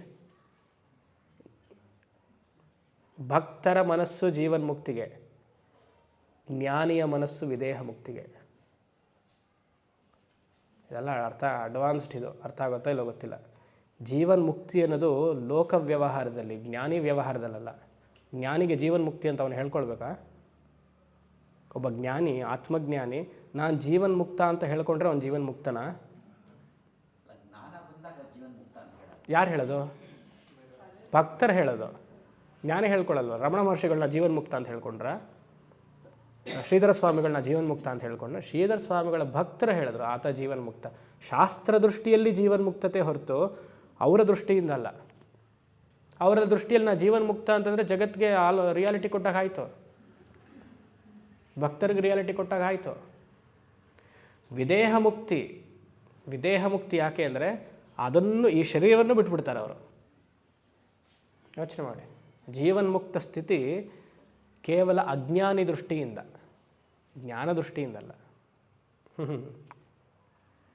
ಯೋಚನೆ ಮಾಡಿ. ತದೇತತ್ ಸತ್ಯಂ ಜೀವೋ ಬ್ರಹ್ಮೈವ ನಾಪರಾಗಿ ಹೇಳ್ತಾ ಇದ್ದೀನಿ. ಒಂದೇ ಒಂದು ಪದ ಅದ್ಭುತವಾಗಿದೆ. ಇವರು ನಮ್ಮ ಆನಂದಗಿರಿ ವಿಸ್ತೃತವಾಗಿ ಟೀಕಾ ಬರೆದಿದ್ದಾರೆ ಇದಕ್ಕೆ. ಯಾರಿಗಾರ ಟೈಮ್ ಇತ್ತು ಬರಿತಾ ಇದ್ರು, ಪಾಪ ಏನಿಲ್ವಲ್ಲ, ಹಶ್ವಾಗೋವರೆಗೂ ಬರೆಯೋರು. ಹಶ್ವಾಗಿದ್ದು ಮತ್ತೆಲ್ಲ ಗುರುಕುಲಕ್ಕೂ ಎಲ್ಲ ಹೋಗೋದು, ಭವತಿ ಭಿಕ್ಷಾಂದೇಹಿ ಅನ್ನೋರು, ತಿನ್ನೋರು ಮತ್ತೆ ಬರೆಯೋರು. ಅದು ಜೀರ್ಣ ಆಗೋವರೆಗೂ ಬರಿತಾಯಿದ್ರು, ಇಂಕ್ ಖಾಲಿ ಆಗೋವರೆಗೂ ಬರಿತಾನೇ ಇದ್ರು. ನನಗೂ 8 ಗಂಟೆವರೆಗೂ ಟೈಮ್ ಇದೆ, ಹೇಳ್ತಾನೆ ಇರ್ತೀನಿ. ಆಯಿತಾ? ಸೊ ಪ್ರತಿಯೊಬ್ಬರಿಗೂ refinement of the mind is very important. ಈ ರಿಫೈನ್ಮೆಂಟ್ ಆಫ್ ಮೈಂಡ್ಗೆ ಅಂದರೆ ಮೈಂಡ್ ಶುದ್ಧತೆ ಆಗೋದಕ್ಕೋಸ್ಕರ 3 ಹಂತ. ಹೇಗೆ ನಾವು ಗುರುವನ್ನು 3 ಹಂತವಾಗಿ ನೋಡಿದ್ವೋ, ಮಂದ ಗುರು, ಮಧ್ಯಮ ಗುರು, ಉತ್ತಮ ಗುರು, ಹಾಗೆ ಮಂದ ಮನಸ್ಸು, ಮಧ್ಯಮ ಮನಸ್ಸು, ಉತ್ತಮ ಮನಸ್ಸು ಅಂತ ಬೇಕು. ಮಂದ ಮನಸ್ಸು ಅಂದರೆ ರಾಗದ್ವೇಷದ ಮನಸ್ಸು. ಎಷ್ಟೇ ಕರ್ಮವನ್ನು ಮಾಡ್ತಿದ್ರೂ ಸಕಾಮ ವೃತ್ತಿಯನ್ನೇ ಆಶ್ರಯಿಸ್ತಾ ಇರುತ್ತೆ ಮನಸ್ಸು, ಅದಕ್ಕೆ ಮಂದ ಮನಸ್ಸು. ಅಂತಹ ಮನಸ್ಸಿಗೆ ಎಷ್ಟು ವೇದಾಂತ ವಿಚಾರವನ್ನು ಹೇಳಿದ್ರೂ ಒಪ್ಪೋದಿಲ್ಲ. ಅದು ಸುಳ್ಳು ಅಂತಲೇ ಮನಸ್ಸಿಗೆ ಬರುತ್ತೆ. ಯಾಕೆಂದರೆ ಅಂತಹ ಮನಸ್ಸು ಕಾರ್ಯಕರಣ ಸಂಬಂಧಕ್ಕೆ ಹೊಂದ್ಕೊಂಡಿರುತ್ತೆ, ಕಾಸ್ ಆ್ಯಂಡ್ ಎಫೆಕ್ಟ್ ಹೊಂದ್ಬಿಟ್ಟಿರುತ್ತೆ. ಮಂದ ಮನಸ್ಸು. ಮಧ್ಯಮ ಮನಸ್ಸಿಗೆ ಜೀವಭಾವ ಅನ್ನುವ ವೃತ್ತಿ ಇರುತ್ತೆ. ಮಂದ ಮನಸ್ಸಿಗೆ ದೇಹಭಾವ ಅನ್ನುವ ವೃತ್ತಿ ಇರುತ್ತೆ. ಮಧ್ಯಮ ಮನಸ್ಸಿಗೆ ನಾನು ಜೀವಭಾವ ಅಂತ ವೃತ್ತಿ ಇರುತ್ತೆ. ಯಾವಾಗ ಜೀವಭಾವ ಅಂತ ವೃತ್ತಿ ಇರುತ್ತೋ ಧರ್ಮದ ಮೇಲೆ ಭಯ ಇರುತ್ತೆ. ಧರ್ಮದ ಮೇಲೆ ಭಯ ಬಂದಾಗ ನಾ ತಪ್ಪು ಮಾಡಬಾರ್ದು, ನನ್ನ ಸ್ವಧರ್ಮವನ್ನು ಪಾಲನೆ ಮಾಡಬೇಕು ಅಂತ ಇರುತ್ತೆ. ಅಂತಹ ಮನಸ್ಸಿಗೆ ವೇದಾಂತ ಶ್ರವಣ ಸ್ವಲ್ಪ ಅರ್ಥ ಆಗುತ್ತೆ, ಆದರೂ ಎಫರ್ಟ್ ಬೇಕು. ಯಾಕಂದರೆ ಇಟ್ ಈಸ್ ಸೆಮಿ ರಿಫೈನ್ಡ್. ಕಲ್ಲು ಅಂತ ಒಂದು ಮಂದ ಮನಸ್ಸೇನೋ ವೇದಾಂತ ಅರ್ಥವೇ ಆಗಲ್ಲ, ಯಾಕಂದರೆ ಅದು ದೇಹ ಪ್ರಧಾನತ್ವ. ಅದು ನಾನೇ ದೇಹ ಅಂತ ಅನ್ಸ್ಕೊಂಡಿರುವ ಮನಸ್ಸಿಗೆ ವೇದಾಂತ ಶ್ರವಣ ಅಷ್ಟು ಅರ್ಥವಾಗಲ್ಲ. ಕ್ಲೇಶೋಧಿಕತರಸ್ತೇಷಾಂ ಅವ್ಯಕ್ತಾ ಹಿ ಗತಿರ್ದುಃಖಂ ದೇಹವದ್ಭಿರವಾಪ್ಯತೆ. ಎಷ್ಟನೇ ಅಧ್ಯಾಯ, ಎಷ್ಟನೇ ಶ್ಲೋಕ? 3ನೇ ಶ್ಲೋಕ. ಎಷ್ಟನೇ ಪೇಜು? ಕ್ಲೇಶಃ ಅಧಿಕರಃ ತೇಷಾಂ. ದೇಹ ಅಂತ ಬಂದುಬಿಟ್ರೆ ಅವನಿಗೆ ಯಾವ ಮನಸ್ಸು ಅರ್ಥ ಆಗಲ್ಲ. ಅದಕ್ಕೆ ಪ್ರತಿಯೊಂದು ಆಶ್ರಮ ಜೀವನ ಸಂಸ್ಕಾರಕ್ಕೆ, ಬ್ರಹ್ಮಚಾರಿ ಆಶ್ರಮ ಜೀವನ ಸಂಸ್ಕಾರಕ್ಕೆ, ಗೃಹಸ್ಥಾಶ್ರಮ ಒಂದು ಸಂಸ್ಕಾರ. ನಮಗೆ 40 ಸಂಸ್ಕಾರಗಳಿದೆ, ಅದೆಲ್ಲ ಬಿಟ್ಟು ಇವಾಗ 16 ಮಾಡ್ಕೊಂಡಿದ್ದೀವಿ. ಆ 16ರಲ್ಲಿ ಒಂದು 3-4 ಇಟ್ಕೊಂಡಿದ್ದೀವಿ. ಒಂದು ಉಪನಯನ, ಒಂದು ಮಗು ಹುಟ್ಟಿದ ಮೇಲೆ ಪುಂಸವನ, ಆಮೇಲೆ ಗೊತ್ತಾ 7ನೇ ತಿಂಗಳಲ್ಲಿ ಪುಂಸವನ ಮಾಡಿದ್ರೆ ಏನು, 3ನೇ ತಿಂಗಳಲ್ಲಿ ಮಾಡಬೇಕು ಪುಂಸವನ ಕರ್ಮದ ಪ್ರಕಾರ. ಯಾವಾಗ ತಾಯಿ ಗರ್ಭಿಣಿ ಆಗಿದ್ದಾಳೆ ಅಂತ ಅನ್ಸ್ಕೊಳ್ತಲ್ಲ ಆಗಲೇ ಪುಂಸವನ ಮಾಡಬೇಕು. ಇಲ್ಲ 6ನೇ ತಿಂಗಳಲ್ಲಿ ಇನ್ನೂ ಕರ್ಮವನ್ನು ಚೆನ್ನಾಗಿ ಮಾಡಿ ಅದು ಶರೀರವನ್ನು ಶರೀರವನ್ನು ಮಾಡ್ಬೋದು. ಅಲ್ಲಿವರೆಗೂ ಉಪನಿಷತ್ ಕೊಡಿದೆ. ಇವರು 5.5, 6, 7 ತಿಂಗಳಲ್ಲಿ ಶುರು ಮಾಡ್ತಾರೆ. ನಾವು ಪುಂಸವನ ಮಾಡಿದ್ವಿ ಸ್ವಾಮೀಜಿ, ಆದರೂ ಆಗಲಿಲ್ಲ. ಬಿಡಿ, ಪುಂಸ ಅಂದರೆ ಇಲ್ಲಿ ಏನೋ ಪುರುಷನ ಶರೀರ ಹಾಗೆ ಅಂತ, ಅಂದರೆ ಮನುಷ್ಯನ ಬಾಯ್. ಕರ್ಮ ಆ ಸರಿಯಾದ ಸಮಯದಲ್ಲೇ ಮಾಡಬೇಕು. 7.5 ತಿಂಗಳು ಏನೋ ಶಾಸ್ತ್ರವಾಗಿ ಮಾಡಿಬಿಟ್ಟು ಆಮೇಲೆ ಬಂದವ್ರನ್ನೆಲ್ಲ ಅಕ್ಷತೆ ಹಾಕ್ಸ್ಬಿಟ್ರೆ ಅದು ಪುಂಸವನ. ಒಂದು 40 ಸಂಸ್ಕಾರದಲ್ಲಿ ಷೋಡಶ ಸಂಸ್ಕಾರ ಇಂಪಾರ್ಟೆಂಟ್. ಅದರಲ್ಲಿ ಇವಾಗ 4-5 ಉಪನಯನ ಅಂತ ಮದುವೆ ಹಿಂದಿನ ದಿವಸ ₹50 ಮಾರ್ಕೆಟಲ್ಲಿ ಜನವಾರ ಸಿಗುತ್ತೆ, ಹಾಕೊಂಬಿಡೋದು ಅಲ್ವಾ. ಮದುವೆ ಆದಮೇಲೆ ಮದುವೆ ಆಗಿದ ತಕ್ಷಣ 11 ಅದಲ್ಲ ಇದಲ್ಲಿ ಮತ್ತೆ ಅಯ್ಯರ್ ಫ್ಯಾಮಿಲಿಯಲ್ಲೆಲ್ಲ ಮಾಡ್ತಾರೆ. ಅದು 11th ಡೇಗೆ ಅವರು ಏನೋ ಪಂಡ್ರಾರೆ ಹಾಂ ಅಲ್ಲ ಅದಿಲ್ಲ, ಗಂಡು ಹೆಣ್ಣು ಸೇರೋದಕ್ಕೊಂದು ಮಾಡ್ತಾರೆ, ಅದಕ್ಕೋರು ತಮಿಳು ವಾರ್ತೆ ಇருக்கு. ಸರಿ ಪರವಾಗಿಲ್ಲ, ಅದೊಂದು ಸಂಸ್ಕಾರ. ಆಮೇಲೆ ಅಂತ್ಯಷ್ಟಿ ಎಲ್ಲ ಸೇರಿ 16 ಸಂಸ್ಕಾರಗಳು ಬರುತ್ತೆ, ಉಪನಯನ ವಿವಾಹ ಎಲ್ಲ. ಸೊ ಇದೆಲ್ಲ ಜೀವ ಸಂಸ್ಕಾರಕ್ಕೆ ಪ್ಯೂರಿಫಿಕೇಷನ್. ಸಂಸ್ಕಾರ ಅಂದರೆ ಪ್ಯೂರಿಫಿಕೇಷನ್. ಮಂದ ಮನಸ್ಸಿಗೆ ಇದು ಯಾವುದೂ ಅರ್ಥವೇ ಆಗಲ್ಲ. ಅವನಿಗೇನಿರುತ್ತೆ, ನಾನು ಗಳಿಸ್ಬೇಕು, ಮದುವೆ ಮಾಡ್ಕೊಳ್ಬೇಕು, ಎಂಜಾಯ್. ಅವನಿಗೆ ವೇದಾಂತ ಶ್ರವಣ ಹೋಗೋದೇ ಇಲ್ಲ. ಇಷ್ಟು ಜನ ನೀವು ಬಂದಿದ್ದೀರಿ ಅಂದರೆ ಯಾರಿಗೂ ದೇಹ ಆದಮೇಲೆ ಅಭಿಮಾನ ಇಲ್ಲ, ಅಟ್ಲೀಸ್ಟ್ ಫಾರ್ ಟೈಮ್ ಬೀಯಿಂಗ್ 8 ಗಂಟೆವರೆಗೂ ಆಯಿತಾ. ಜೀವದ ಮೇಲೆ ಅಭಿಮಾನ ಇದೆ, ಅಂದರೆ ಧರ್ಮದ ಮೇಲೆ ಭಯ ಇದೆ. ನಾನು ಧರ್ಮ ರೀತಿಯಲ್ಲಿ ಗೃಹಸ್ಥಾಶ್ರಮವನ್ನು ಪಾಲನೆ ಮಾಡಬೇಕು, ಧರ್ಮ ರೀತಿಯಲ್ಲಿ ಬ್ರಹ್ಮಚಾರಿ ಆಶ್ರಮವನ್ನು ಪಾಲನೆ ಮಾಡಬೇಕು, ಧರ್ಮದ ರೀತಿಯಲ್ಲಿ ಸನ್ಯಾಸಾಶ್ರಮವನ್ನು ಪಾಲನೆ ಮಾಡಬೇಕು ಅಂತ ಭಯ ನಮಗೆಲ್ಲ ಇದೆ. ಅದು ಮಧ್ಯ ಮನಸ್ಸು. ಸ್ವಲ್ಪ ಶ್ರವಣ ಕೇಳಿದ ತಕ್ಷಣ ಆಸಕ್ತಿ ಬರುತ್ತೆ ನೋಡಿ. ಉತ್ತಮ ಮನಸ್ಸೇನು ಗೊತ್ತಾ, ಈ ಜೀವತ್ವ ಭಾವವನ್ನು ಬಿಟ್ಟು ಕೇವಲ ಬ್ರಹ್ಮಭಾವವೇ ಶ್ರೇಷ್ಠ ಅಂತ ಅಂದ್ಕೊಂಡು ಈ ಶರೀರವನ್ನು ಕೇವಲ ದೋಣಿಯಾಗಿ ಉಪಯೋಗಿಸಿ ಮೋಕ್ಷವನ್ನು ಅರ್ಥ ಮಾಡಿಕೊಳ್ಳೋದಕ್ಕೆ ಉತ್ತಮ ಮನಸ್ಸು. ಈತನಿಗೆ ಶ್ರವಣ ಕಮ್ಮಿ ಬೇಕಾಗತ್ತೆ, 1-2 ಸತಿ ಹೇಳಿದ್ರೇ ಅರ್ಥ ಆಗ್ಬಿಡುತ್ತೆ. ಸೊ ಒಬ್ಬನಿಗೆ ಲಾಂಗೆಸ್ಟ್ ಶ್ರವಣಂ ಮಂದನಿಗೆ, ಲಾಂಗರ್ ಶ್ರವಣಂ ಮಧ್ಯನಿಗೆ, ಲಾಂಗ್ ಶ್ರವಣಂ ಉತ್ತಮನಿಗೆ. ಆಮೇಲೆ ಪ್ಯಾಂಟ್ ಅಳತೆ ಅನ್ಕೊಂಬಿಡಿ ಆಯಿತಾ. ಪ್ಯಾಂಟ್ ಅಳತೆ ಅಲ್ಲ, ಇದು ಶ್ರವಣಂ. ಕೇಳಿಸ್ಕೊಳ್ತಾ ಇರಬೇಕು. ಎಷ್ಟೆಷ್ಟು ಶ್ರವಣ ಮಾಡ್ತಿರೋ ಅಷ್ಟಷ್ಟು ಮನಸ್ಸು ಶುದ್ಧಿ ಆಗ್ತಾ ಹೋಗುತ್ತೆ. ಯಾವ ಥರ ಶುದ್ಧಿ ಆಗುತ್ತೆ? ಇದೇ ಸತ್ಯ ಅಂತ ಶುದ್ಧಿ ಆಗುತ್ತೆ. ಪರೀಕ್ಷೆ ಲೋಕಾನ್ ಕರ್ಮಚಿತಾನ್. ವೇದಾಂತ ಶ್ರವಣದಲ್ಲಿಯೇ ನಿಮಗೆ ಪರೀಕ್ಷೆ ಲೋಕಾನ್ ಕರ್ಮಚಿತಾನ್ ಅನ್ನೋ ಅರ್ಥ ಆಗುತ್ತೆ. ಯಾಕಂದರೆ ಮಿಕ್ಕಿದೆಲ್ಲವನ್ನು ನಿಂದೆ ಮಾಡ್ತಾ ಹೋಗ್ತಿದ್ದಾಗ, ನಶ್ವರ ಅಂತ ಹೇಳ್ತಾಗ ಇದೆಲ್ಲ ಅರ್ಥ ಆಗುತ್ತಾ ಹೋಗುತ್ತೆ. ಹೇಳಿರಿ. ಸೊ ಏನು ಹೇಳ್ತಿದೆ? ಬ್ರಹ್ಮ ಸತ್ಯಂ ಜಗನ್ಮಿಥ್ಯ ಜೀವೋ ಬ್ರಹ್ಮೈವ ನಾಪರ ಅನ್ನೋದನ್ನು ಈ ರೀತಿಯಾಗಿ ಅರ್ಥ ಮಾಡ್ಕೊಳ್ಬೇಕು. ಇದನ್ನು ಹೇಳೋದಕ್ಕೆ ಒಂದು ಸೃಷ್ಟಿ ಪ್ರಕ್ರಿಯೆ ಬಂದಿದೆ ನಮಗೆ. ಇದನ್ನು ಹೇಳೋದಕ್ಕೆ ಒಂದು ಸೃಷ್ಟಿ ಪ್ರಕ್ರಿಯೆ ಬಂದಿದೆ. ಈ ಸೃಷ್ಟಿಯಲ್ಲಿ ಏನು ಹೇಳ್ತಿದೆ? ಜಗತ್ಕಾರಣ ಬ್ರಹ್ಮವೇ ಸತ್ಯ, ಕಾರ್ಯಾತ್ಮಕವಾಗಿರುವಂತಹ ಪ್ರಪಂಚ ಮಿಥ್ಯ. ಸೆಕೆಂಡ್ ಆಪ್ಷನ್ ನಾವು ಹೇಳಿದ್ವಲ್ಲ, ಬ್ರಹ್ಮ ಸತ್ಯಂ ಜಗನ್ಮಿಥ್ಯ ಅನ್ನೋದೇ ಮೇಯ್ನ್ ಪೋರ್ಷನ್ ವೇದದಲ್ಲೆಲ್ಲ. ಫಸ್ಟು ಈ ಜಗತ್ ಸೃಷ್ಟಿಯನ್ನು ಹೇಳುತ್ತೆ. ಈಗ ನಾವು ನೋಡ್ತಿರುವಂತಹ ಮುಂಡಕ ಉಪನಿಷತ್ತಲ್ಲಿ ಮೊದಲನೇ ಮುಂಡಕ ಜ್ಞಾನ ಯೋಗ್ಯತೆಯನ್ನು ಹೇಳ್ತು, ಎರಡನೇ ಮುಂಡಕ ಜ್ಞಾನವನ್ನು ಹೇಳುತ್ತೆ. ಯಾವ ಜ್ಞಾನ? ಬ್ರಹ್ಮ ಸತ್ಯಂ ಜಗನ್ಮಿಥ್ಯ ಅನ್ನುವ ಜ್ಞಾನವನ್ನು ಹೇಳುತ್ತೆ. ಏಕಕಾರಣಂ ಕಾರ್ಯಂ ಅನೇಕಃ ತೋರಿಕೆ ಮಾತ್ರ. ಮೂರನೇ ಮುಂಡಕ ಜೀವೋ ಬ್ರಹ್ಮೈವನಾಪರ ಜ್ಞಾನನಿಷ್ಠದ ಬಗ್ಗೆ ಹೇಳುತ್ತೆ. ಸೊ ಮುಂಡಕ ಉಪನಿಷತ್ತನ್ನು ಬೈಫರ್ಕೇಟ್ ಮಾಡಬೇಕಂದ್ರೆ ಜ್ಞಾನ ಯೋಗ್ಯತಾ ಚಾಪ್ಟರ್ 1, ಜ್ಞಾನಂ 2, ಜ್ಞಾನನಿಷ್ಠಾ 3, 3 ಮುಂಡಕ.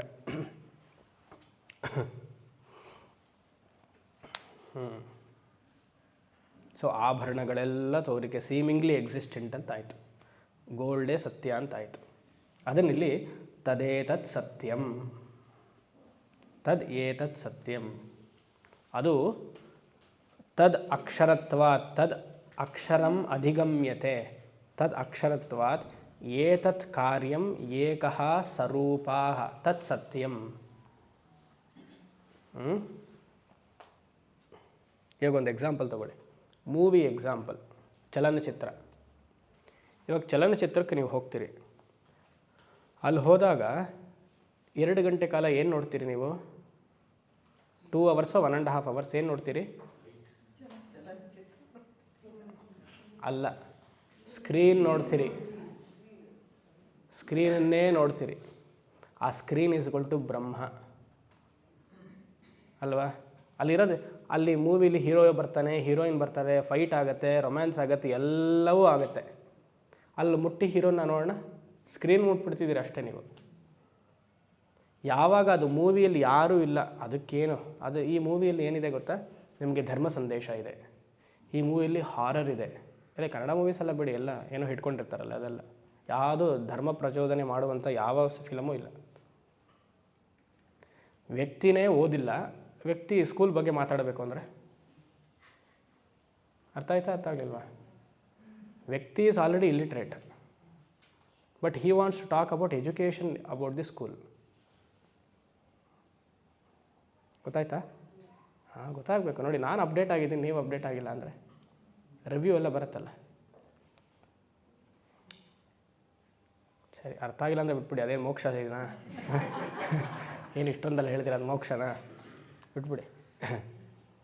ಸೊ ಮೂವಿಲಿ ಏನೂ ನಡೀತಾ ಇಲ್ಲ ಅಲ್ಲಿ. ಇದನ್ನು ಯಾವಾಗ ನೀವು ತಿಳಿತೀರೋ, ಮೂವಿಲಿ ಎಲ್ಲ ಅಲ್ಲಿ ಮಳೆ ಬರ್ತಾ ಇದೆ, ಮೂವಿ ಒದ್ದೆ ಆಯಿತಾ, ಅದು ಸ್ಕ್ರೀನ್ ಒದ್ದೆ ಆಯಿತಾ, ಅಲ್ಲಿ ಬೆಂಕಿ ಹತ್ಕೊಳ್ತಿದೆ, ಸ್ಕ್ರೀನಿಗೆ ಬೆಂಕಿ ಹತ್ತುತ್ತಾ, ಅಲ್ಲಿ ಅಳ್ತಾ ಇದ್ದಾರೆ ಎಲ್ಲರೂ, ಆಯಿತಾ?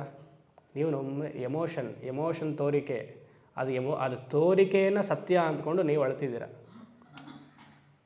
ನಮ್ಮ ಸೀತಾರಾಮ್ ಸೀರಿಯಲ್ ಇದ್ದ ಹಾಗೆ ನಡೆಸಿ ಇವಾಗ ಪಾಪ ಅವ್ರಿಗೂ ಸುಸ್ತಾಯ್ತೇನೋ. ಎಷ್ಟು ಅಂತ ಲಾಯರ್ ಕೆಲಸ ಮಾಡ್ತಾರೆ ಅವರು, ಹಾಂ, ಎಷ್ಟೊಂದು ಮಾಡ್ತಾರೆ ಅಲ್ವಾ? ಸೊ ಮೂವಿಗೆ ಹೋಗ್ತಾ ಇದ್ರೆ ಅಲ್ಲಿ ವೇದಾಂತ ಪಾಠ ಹೇಳ್ತಾ ಇದೆ ಮೂವಿನೇ. ನೀನು ಬ್ರಹ್ಮ ಸ್ಕ್ರೀನ್ ಥರ ಇದೆಯಾ, ನಿನ್ನಲ್ಲಾಗುವಂತಹ ಶರೀರ ಮನಸ್ಸು ಬುದ್ಧಿ ನಿನ್ನ ಸಂಬಂಧಗಳೆಲ್ಲ ಅಲ್ಲಿ ತೋರಿಕೆ ಮಾತ್ರ, ಮಾಯಾ ಪ್ರಪಂಚ ಅದು, ಅದಕ್ಕೆ ಅಂಟಬೇಡ. ಇದು ಯಾವಾಗ ನೀವು ಮೂವಿಲಿ ಇದನ್ನು ಸತ್ಯ ಅಂತ ತಿಳಿತೀರೋ ಆಗ ಲಿಬರೇಟ್ ಆಗಿ ಹೋಗ್ತೀರಾ. ನೀವು ಮೂವಿಯಿಂದನೂ ಲಿಬರೇಟ್ ಆಗ್ತೀರಾ, ನಿಜ ಜೀವನದಿಂದಲೂ ಲಿಬರೇಟ್ ಆಗ್ತೀರಾ. ಅವಾಗ ಯಾವ ರಿವ್ಯೂಸು ನೀವು ಕೊಡೋಕ್ಕೋಗಲ್ಲ. ಮೂವಿಲು ನಿಮ್ಮ ಜೀವನದಲ್ಲೂ ರಿವ್ಯೂ ಮಾಡೋಕ್ಕೆ ಹೋಗಲ್ಲ. ನನ್ನ ಜೀವನ ಹೀಗಾಗೋಯ್ತು ಅಂತ no reviews. I am happy, no review, no response, ಅದು no reaction. I am sad, no reaction. I am the plain screen, I am the ಜಡ ಸ್ಕ್ರೀನ್, ಐ ಆಮ್ ದಿ ಜಡ ಬ್ರಹ್ಮನ್. ಸುಮ್ಮನೆ ಹೇಳ್ತಾನೆ, ಜಡ ಬ್ರಹ್ಮ ಅಲ್ಲ, ಚೇತನ ಬ್ರಹ್ಮನ್. ಎಷ್ಟು ಆನಂದ! ನನ್ನಲ್ಲಿಯೇ ಎಲ್ಲವೂ ನಡೀತಾ ಇದೆ. ನಾನು ಆಧಾರವಾಗಿ ಅಳುವಂತಹ ಸಂಗತಿ, ನಗುವಂತಹ ಸಂಗತಿ ಎಲ್ಲವೂ ನನ್ನಲ್ಲಿಯೇ ನಡೀತಿದೆ. ಮೈಯೇವ ಸಕಲಂ ಜಾತಂ ಮಯಿ ಸರ್ವಂ ಪ್ರತಿಷ್ಠಿತಂ. 2 hours ಮೂವಿ, ಸರ್ವಂ ಪ್ರತಿಷ್ಠಿತಂ, ಮಯಿ ಸರ್ವಂ ಲಯಂ ಯಾತಿ. 2 ಗಂಟೆ ಆಗಿದ ತಕ್ಷಣ ಕೋಕೋ ಕುಡ್ಕೊಂಡು ಮನೆಗೆ ಬರ್ತಿರಲ್ಲ, ತದ್ ಬ್ರಹ್ಮ, ತದ್ ಸ್ಕ್ರೀನ್ ಬ್ರಹ್ಮ ಏವ ಅದ್ವಯಂ ಅಸ್ಮಿ. ಯೋಚನೆ ಮಾಡಿ, ಒಂದು ಸಾಧಾರಣ 2 ಗಂಟೆ 150 ರೂಪಾಯಿ ಟಿಕೆಟ್ ಕೊಡೋದ್ರಲ್ಲಿ ನಿಮಗೆ ವೇದಾಂತ ಸಿಗ್ತಾ ಇದೆ. ಆದ್ರೆ ಹೋಗಿ ಅಳ್ಕೊಂಡು ಬಂದು ರಿವ್ಯೂಸ್ ಕೊಡ್ತೀವಿ ನಾವು. ಹಾಗೆ ನಮ್ಮ ಜೀವನದಲ್ಲೂ ಬ್ರಹ್ಮವಸ್ತುವು ಸ್ಕ್ರೀನ್ ಆಗಿದೆ. ಬ್ರಹ್ಮವಸ್ತುವಿನ ಸ್ಕ್ರೀನ್ ಮೇಲೆ ದೇಹ ಮನಸ್ಸು ಬುದ್ಧಿ ವ್ಯವಹಾರ ಸಂಬಂಧಾದಿಗಳು ಎಲ್ಲ ನಡೀತಾ ಇದೆ. ನಾವು ಈ ಬ್ರಹ್ಮವಸ್ತು ಸ್ಕ್ರೀನನ್ನು ಮರೆತು ಈ ಸಂಬಂಧಗಳಿಗೆ ಬಹಳ ಬೆಲೆ ಕೊಟ್ಬಿಟ್ಟಿದ್ದೀವಿ. ಬೆಲೆ ಕೊಟ್ಟು ಒದ್ದಾಡ್ತಿದ್ದೀವಿ. ನೀನು ಯಾಕೆ ಹೀಗೆ ಮಾಡಿದೆ, ನೀನು ಯಾಕೆ ಹೀಗೆ ಮಾಡಿದೆ, ಅವತ್ತು ನೀನು ಮಾಡಿದೆ, 20 ವರ್ಷದ ಹಿಂದೆ ಮಾಡಿದೆ, ಜ್ಞಾಪಕ ಇದೆಯಾ? ನಾನು ಬಿಡಲ್ಲ, ಸೇಡಕ್ಕೆ ತೀರಿಸ್ಕೊಳ್ಳಿ ಹೇಳ್ತೀನಿ. ಆಗೋಯ್ತದು. ಹಾಗೆ ಮಾಡಿ ಜನ್ಮವನ್ನು ತೊಗೊಂಡಿದ್ದೀವಿ. ಹಾಗೆ ಮಾಡಿ ಅನಂತ ಜನ್ಮಗಳನ್ನ ತೊಗೊಂಡಿದ್ದೀವಿ. ಯೋಚನೆ ಮಾಡಿ. ಆಗೋಯ್ತು. ಇವತ್ತು 8 ಗಂಟೆಗೆ ಪಾಠ ಮುಗೀತು, ನಾನು ಈ ಪಾಠವನ್ನು ಮರ್ತು ಬಿಡ್ತೀನಿ. ನಾವು ಅದಕ್ಕೆ ಮರ್ತು ಬಿಡ್ತೀವಿ ಸ್ವಾಮೀಜಿ. ನೀವು ಪ್ರಶ್ನೆ ಕೇಳಿದ ಮತ್ತೆ ಈ ಶ್ಲೋಕ ಹೇಳಿ ಅಂತ ತೊಂದರೆ. ಅಂದರೆ ಈ ಸೀನನ್ನು ಮರ್ತು ಬಿಡ್ತೀನಿ. ನೆಕ್ಸ್ಟ್ ಸೀನ್ ಮೂವಿಲೂ ಹಾಗೆ ತಾನೆ, ಸೀನು ಮರ್ತು ಬಿಡಬೇಕು. ಒಳ್ಳೆ ಸೀನನ್ನು ಮರಿಬೇಕು, ಕೆಟ್ಟ ಸೀನನ್ನು ಮರಿಬೇಕು. ಆಗಲೇ ನಿರ್ಲಿಪ್ತ ಸ್ಥಿತಿಯಲ್ಲಿ ಇರೋಕ್ಕೆ ಸಾಧ್ಯ. ಯೋಚನೆ ಮಾಡಿ. ಒಳ್ಳೆಯದನ್ನು ತಗೊಳ್ಳೋಣ, ಕೆಟ್ಟದನ್ನೆಲ್ಲ ಬಿಟ್ಬಿಡೋಣ. ಸೊ ತದೇತತ್ ಸತ್ಯಂ. ತದ್ ಅರ್ಥ ಆಗ್ತಾ ಇರಬೇಕು. ಎಷ್ಟು ಸುಮಾರು ಉದಾಹರಣೆ ಕೊಡ್ತಾ ಇದ್ದೀನಿ. ತತ್ತೇದ ಮತ್ತೆ ಡೌಟ್ ಬರಬಾರ್ದು ನಿಮಗೆ. ತದೇತತ್ ಸತ್ಯಂ. ಸರಿ, ಈಗ ಅಲ್ಲಿಗೆ ಬನ್ನಿ. ಏನೋ ಬ್ರಹ್ಮನನ್ನು ಜಗತ್ರೂಪವಾಗಿಯೇ ನೋಡಬೇಕು ಅಂತ. ಬ್ರಹ್ಮವಸ್ತುವನ್ನು ಜಗತ್ರೂಪವಾಗಿಯೇ ನೋಡಬೇಕು. ಹೇಗೆ ಸುವರ್ಣದ ಎಕ್ಸಾಂಪಲ್ ಕೊಟ್ಟನೋ, ಈಗ ಉಪನಿಷತ್ ಏನು ಕೊಡ್ತಿದೆ, ಒಂದು ಅಗ್ನಿಯ ಉದಾಹರಣೆಯನ್ನು ಕೊಡ್ತಾ ಇದೆ. ಸುದೀಪ್ತಾತ್ ಪಾವಲಿಂಗಾತ್ ವಿಸ್ಫುಲಿಂಗಾ. ಸುದೀಪ್ತಾತ್ ಪಾವಲಿಂಗಾ ವಿಸ್ಫುಲಿಂಗಾ. ಸರಿ, ಅದಕ್ಕಿಂತ ಮುಂಚೆ ಇನ್ನೊಂದು ಬರೋಣ. ಅದು ಇಟ್ಕೊಂಡ್ರಿ. ತದ್ ಅಕ್ಷರಾತ್, ಅದು ನೋಡಿ, ಅಕ್ಷರಾತ್ ವಿವಿಧಾಹ ಭವಃ ಪ್ರಜಾಯಂತೆ. ಆ ಒಂದು ಅಕ್ಷರ ಬ್ರಹ್ಮನಿಂದ, ಕಾರಣ ಬ್ರಹ್ಮನಿಂದ, ಕಾರಣ ಸುವರ್ಣದಿಂದ ವಿವಿಧಾಹ ಭವಃ ಪ್ರಜಾಯಂತೆ. ವಿವಿಧಾಹ ಅಂದರೆ ಅನೇಕ ಆಭರಣಗಳು ಹುಟ್ಕೊಳ್ತು, ಅನೇಕ ಜೀವರಾಶಿಗಳು ಹುಟ್ಕೊಳ್ತು. ಈಶ್ವರನಿಂದ ಅನೇಕ ಜೀವರಾಶಿಗಳು, ಅದಕ್ಕೆ ವಿವಿಧಾಹ ಅಂತ ಹಾಕಿದ್ದಾರೆ. ಈ ವಿಸ್ಫುಲಿಂಗ ಆಮೇಲೆ ನೋಡೋಣ, ಅದೊಂದು ಎಕ್ಸಾಂಪಲ್. ಫಸ್ಟ್ ಡೈರೆಕ್ಟಾಗಿ ನೋಡೋಣ. ಅನೇಕ ಜೀವರಾಶಿಗಳು. ಇಲ್ಲಿ ವಿವಿಧ ಅಂದರೆ ಎವಾಲ್ಡ್, ಅಂಡರ್ ಎವಾಲ್ಡ್, ಎವಾಲ್ವಿಂಗ್ ಎಕ್ಸೆಟ್ರಾ. ಎವಾಲ್ಡ್ ಜೀವರಾಶಿ ಯಾವುದು? ವಿವಿಧಾಹ ಪ್ರಜಾಯಂತೆ ಅಂತಂದರೆ ಎವಾಲ್ಡ್ ಅಂದರೆ ಉತ್ಕೃಷ್ಟವಾಗಿರುವಂಥ ಜೀವರಾಶಿ ಯಾವುದು?